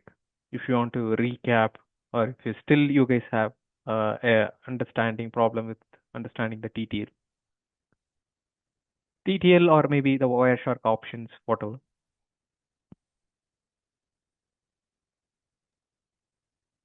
Yes, better. I think I have one question. Max Wireshark maximum point cover in the TTL value, main point, I think. With the TTL value to define everything. I think first we check any troubleshooting via Wireshark to first find out the TTL value, then after start the source, destination and other part. It depends on your scenario. Example, if you have only problem with your resets or TCP connections, then you don't want to bother your TTL. If you really feel like you don't have any problem with your layer 3 routing. If you can ping across and but you can't establish a connection on a specific port, so you don't need to check TTL there. Okay. Thank you. So it depends on you have to be a little logical with that when you think where TTL is needed. But in the beginning, always check, if you ask me. Yeah. Even though if your routing is proper, still there is no harm in checking your TTL. You'll understand. We will have a separate lab for TTL. We'll do the simulation and we'll see the difference. Yes, thank you. Hop by hop. Yeah. Okay. Praveen, it's Amol here. So I have query related to the destination MAC address. Okay, Yeah, when yeah. I'm ping from a host A to B, Okay. okay, in between we have the multiple layer 3 devices. Mm. Then what would be the next that MAC address? Do we get the original MAC address or next layer 3 device MAC address as No, a destination? next layer 3 device MAC address you will get. Okay. Only that I can see from the source. Okay. I can't see beyond that from Wireshark. Yeah. Okay. Yeah. Thank you. But I would suggest do a TCP dump on source and destination, both sides. Oh. Okay, sure. Yeah. Thank you. Yeah, no problem. No more. Yeah. What?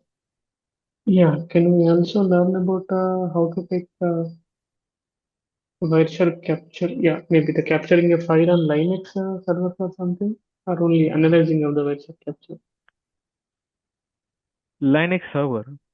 Yeah, You mean usually we get issues with maybe the Linux images. I will give the commands. Some I'll give the commands, commands, yeah, and okay. maybe if we are doing other scenarios, we will try. We'll take a TCP dump in Linux box. We'll do that. Okay. In the class, in the training, we'll do that. Yeah, I'll show you. And also, I'll give a document for everything what we are doing. Okay.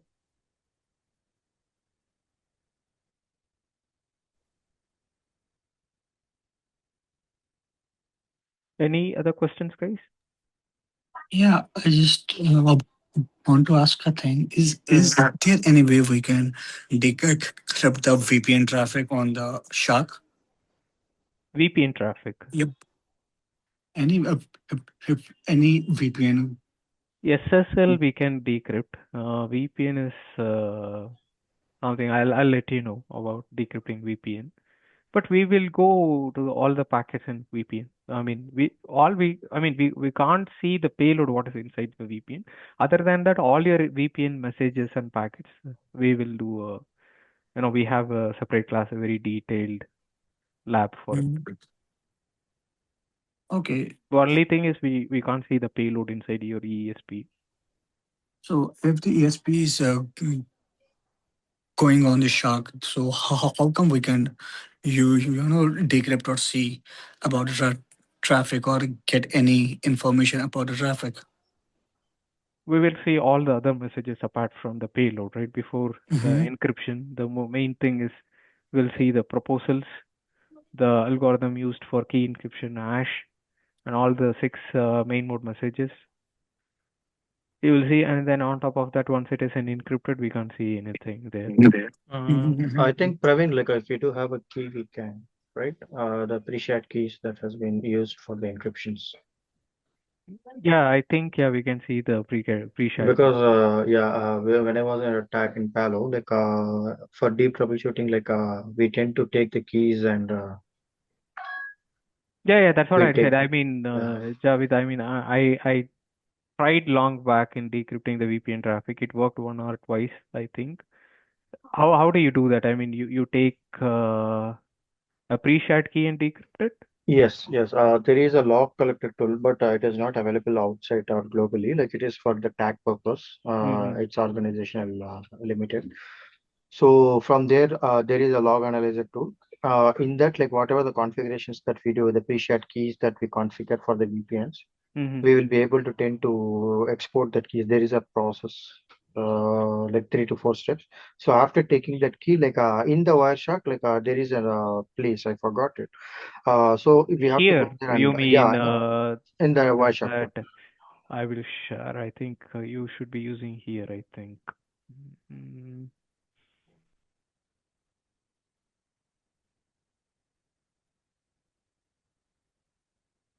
Protocols. TLS here, preset key. Yeah, there. Okay. For SSL, yeah, we have a decryption class for SSL, but I haven't tried for VPN. IPsec. Even IPsec there is, like I'll just try to recap and I'll tell you in next class. And is it for the pre-shared key? If I remember, this is the pre-master secret has all the key material to decrypt the traffic, but with Yeah, just pre-master key I'm referring to. Yeah, oh, sorry, you're telling pre-master about key. yeah, Pre-master key only. that is possible. I don't think because pre-shared key is only for authentication, right? Authentication, yeah. Yeah. Yeah, I believe so. Like pre-share key is also all needed as a subject of the SSL, right? But in IPsec, if we will just see, IPsec is something else. So I don't think so we can decrypt that traffic onto the Wireshark or any other tool, right? I think let's see. I mean, what is the way of collecting this key material pre-master? Because there we use in SSL there is an option like that. The browser creates a pre-master secret, but in the VPN process, it's key encryption hash. Then your session key exchange happens between source and destination, and after that everything will be encrypted back. And I don't know how to capture those key material, something like a pre-master. I'll research on that and I'll let you know. Yeah.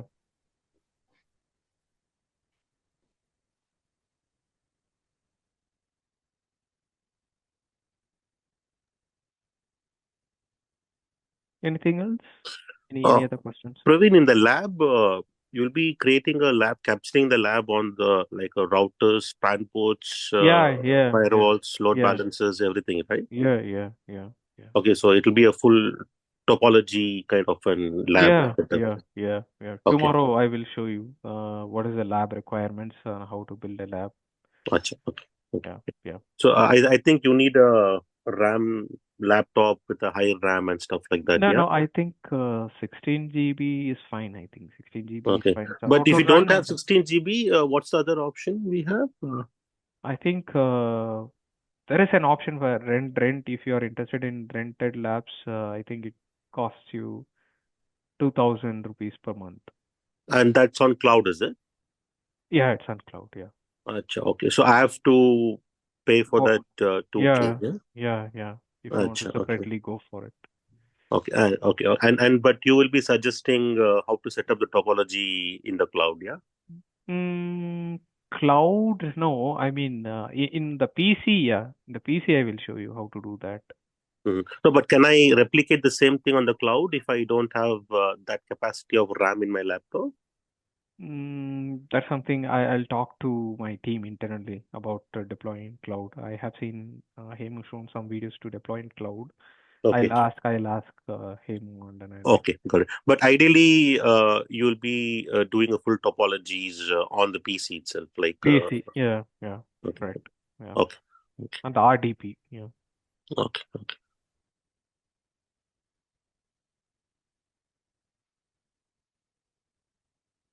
So you guys are scared that only with Wireshark we'll be continuing the training.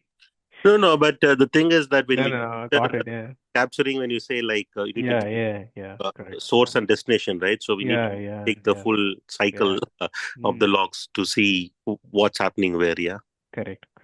Okay. I mean, today, tomorrow I will show you the lab. Actually, today is just to give you an introduction about Wireshark. What are all the options we have there? That's it. Okay, got it. Okay, man. Thanks. Yeah. Thank you. If I have a quick, let me share my screen how the lab looks like. Yes, please. Okay, sir, very worried about labs. So Praveen, I'll be also looking for that right, a rental one. Okay. Oh, is it? Okay. Yeah.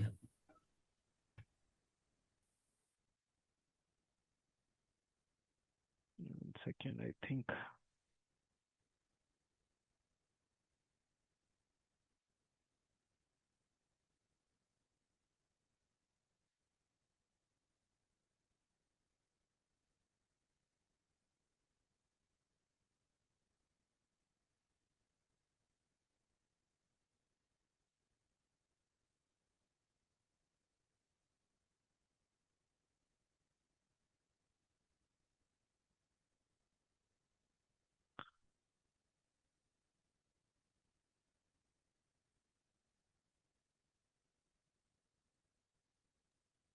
If I configure ENG in our laptop, the minimum requirement, I think 12 GB.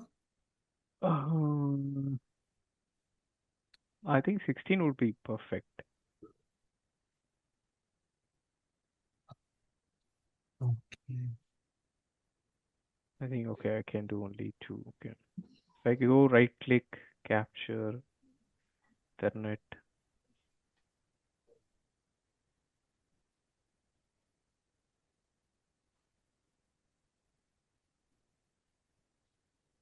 So it should be something like this.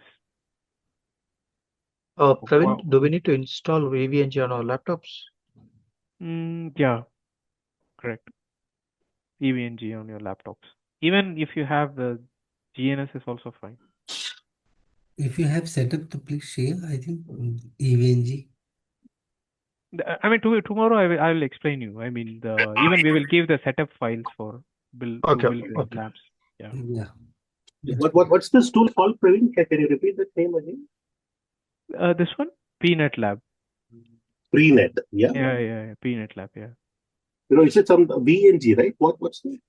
EVNG, EVNG, Okay. EV-NG. Okay. EVNG.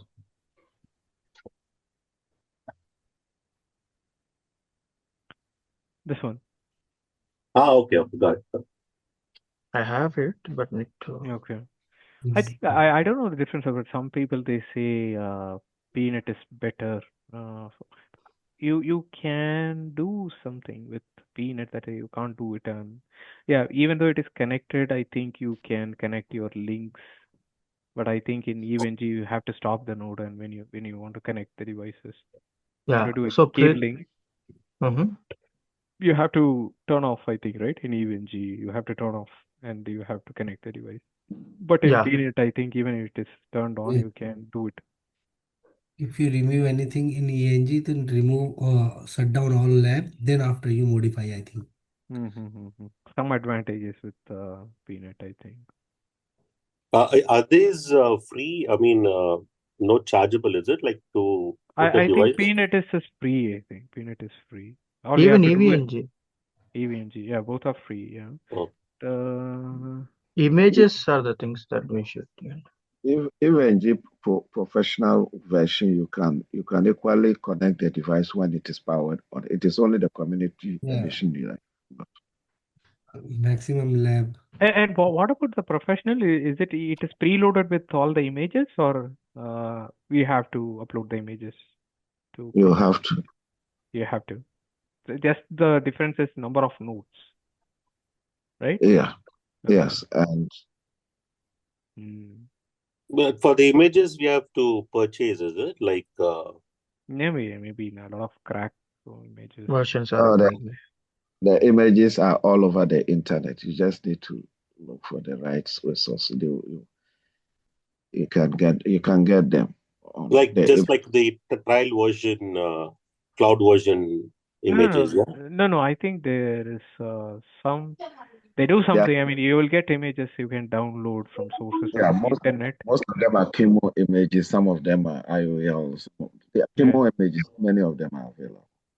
But this lab doesn't give it like inbuilt. You have to download and probably do like installation upgrade kind of a thing. It's like starting from the scratch. You have to build your own topology. So everyone have to use a different image depending on the topology. So you just need images. But Pradeep, if you have if you feel like okay, I don't have time in doing that, I think there are rented labs now. There is everything is preloaded. They will give an access. Then you can log in and you can start using it. Pay 2,000 per month, 10 nodes, I think. You get 10 nodes, more than enough. Practice for 2 months completely. Okay. Not only for this course, maybe you can practice everything. For everything. Yeah. Yes, So if we yeah. can share some details on that, Praveen, it will be very awesome. Yeah, you want the detail? Yeah, on that. Yeah, where Yeah. where is it available? Yeah. Yeah, I will give you the detail. Sure. Perfect. Yeah, perfect. Ping me in the chat. I'll give you. Oh, that. Yeah. Yeah. See, if you see this is a rental lab where if I go and add a device, I have all the devices here. This peanut is similar to EVNG? Yeah, Kind of similar similar to EVNG. Yeah. The images are pre-installed or is it a pre-contains? How is it, Praveen? Like again, Yeah. Rented is preloaded. All the images are preloaded images. Okay, for PNet, okay. Yeah, they are giving it for PNet, this guy, and he has mostly all the images. But one thing what I had problem is when I had my SD-WAN lab, for Palo Alto switches and routers, it works perfectly. But where I had two scenarios where I tried to replicate my VXLANs and SD-WAN, but the output didn't come out. I mean, I had problem. I couldn't figure out, and then I tried with TAC, but the same configuration works there, but not here. But I'm telling only for VXLAN and SD-WAN. But apart from that, for routers and switches, normal routing, switching, and firewalls, this is good.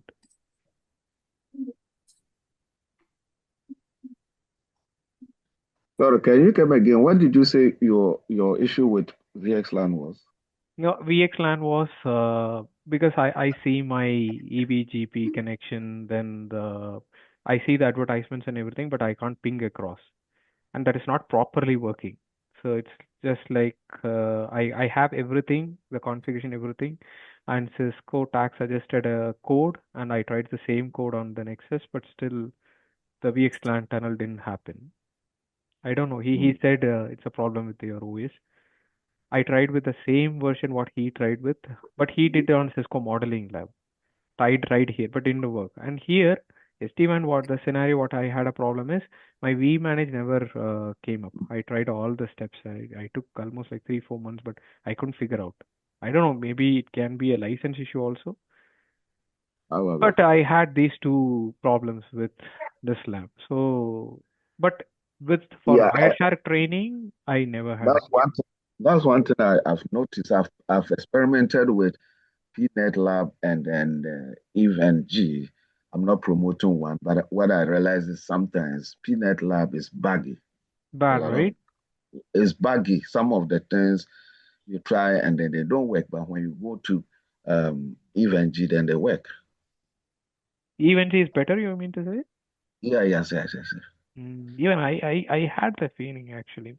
But for basic routing and firewall, I think it never had any problem with that. Yeah. But sometimes it happened for me, where in the EVNG and PNet also, if you have experience, I don't know. Sometimes the IPsec for me, especially when I build an IPsec, I have to remove the crypto map and I have to apply again. Only then the IPsec messages starts kicking. Sometimes it happens like that. So there is a glitches for sure, but we have to figure out and we have to be patient sometimes. Yeah. Because this is all cut versions, right? It's not actually the proper, what do you say, the firmware what we are downloading here. It's a cut version from different sources. It may have a bug for sure. Yeah, I mean, any other questions? I mean, this is how the lab looks like. The maximum you'll be using like this 1, 2, 3, 4, 5, 6, 7, 8, 9. So I would say go if you want to go for the lab, have RAM capacity 16 GB RAM is sufficient, I think. Maximum you'll be using 2 firewalls, 1 router, 2 Linux boxes. Praveen, you will be providing all this information about the lab? Yeah. Tomorrow I'll tell you about how to build this lab, and we'll also give you the images to build the labs, the links to download and build the lab. Okay. By the way, how much you are paying for this virtual cloud lab? Is it really expensive or? I'll tell you. You come. You ping me in the separate chat. I'll tell Okay. you. Okay. Yeah. This is not owned by us. This is something I bought this for training. I used to buy this labs. Which cloud is this on, Praveen, if I may know? I don't think this is a cloud, Pradeep. This is he's running on the VM ESXi, and he is giving an access to us. Okay, so it's like something locally built. Yeah, built, and he made the web version of it. He's giving the web access to it. Okay, got it. And yeah, we can use it. And also he can give RDP connection also. Okay, got it. Oh, okay. But I will we- feel the web version is better. When RDP you can use as a second option. Why? Because see, if you have some kind of commands to test, see if I want to copy paste, I can do a copy paste directly in the web version.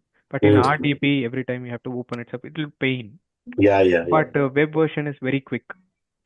If you want to apply something, see if you want to apply something configuration side by side, you can copy paste, right? You can copy paste side by side. You can do that. Got it. So this cloud lab will be having all the images, like even for the Yeah, Palo Alto. most of the images I have seen here. Palo Alto. Okay. Even they have what do you say, Panorama, but I haven't tried. Ostinato. Oh my God! See, I didn't see that. This is a very good traffic generator tool. I never tried this. Ostinato. Praveen, like, will we be able to modify the topology, or we need to work on the same topology that is already preloaded?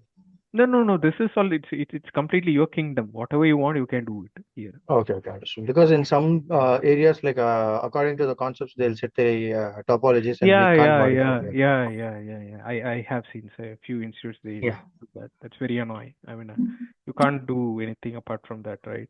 Yeah. So this is your own lab. You can do whatever you want.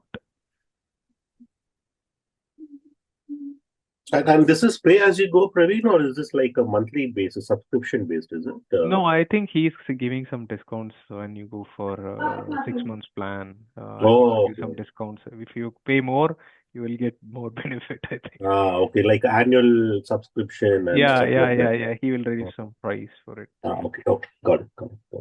Just send me those details on the chat, Praveen. I just pinged you already. Yeah. Okay, sure. After this class, yeah, sure. Yeah, perfect. Yeah. Thanks a lot. Thanks. Yeah. Any other questions, guys?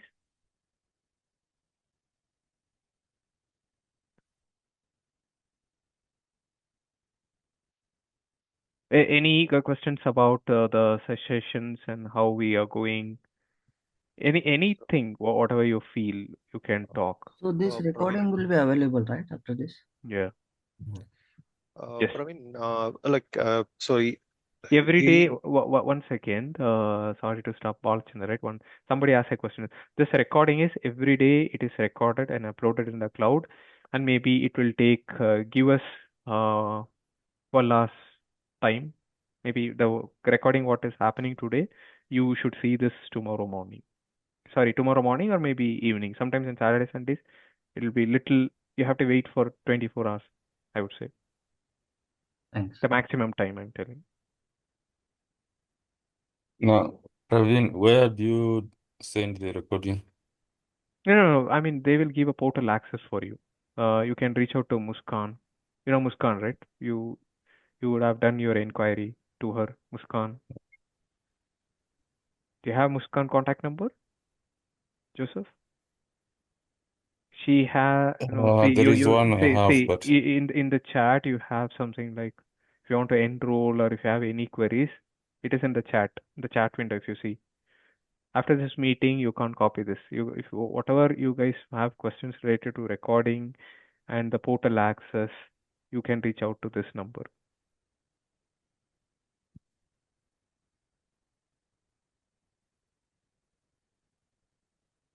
Yeah.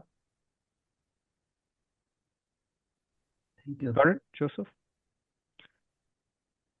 Yeah, yes. Bala. Yes. Chandra. Yeah. Thanks. Thanks, Joseph. Yeah. Tell me, Bala Chandra. So you have taken some topics like OSPF, BGP you are covering.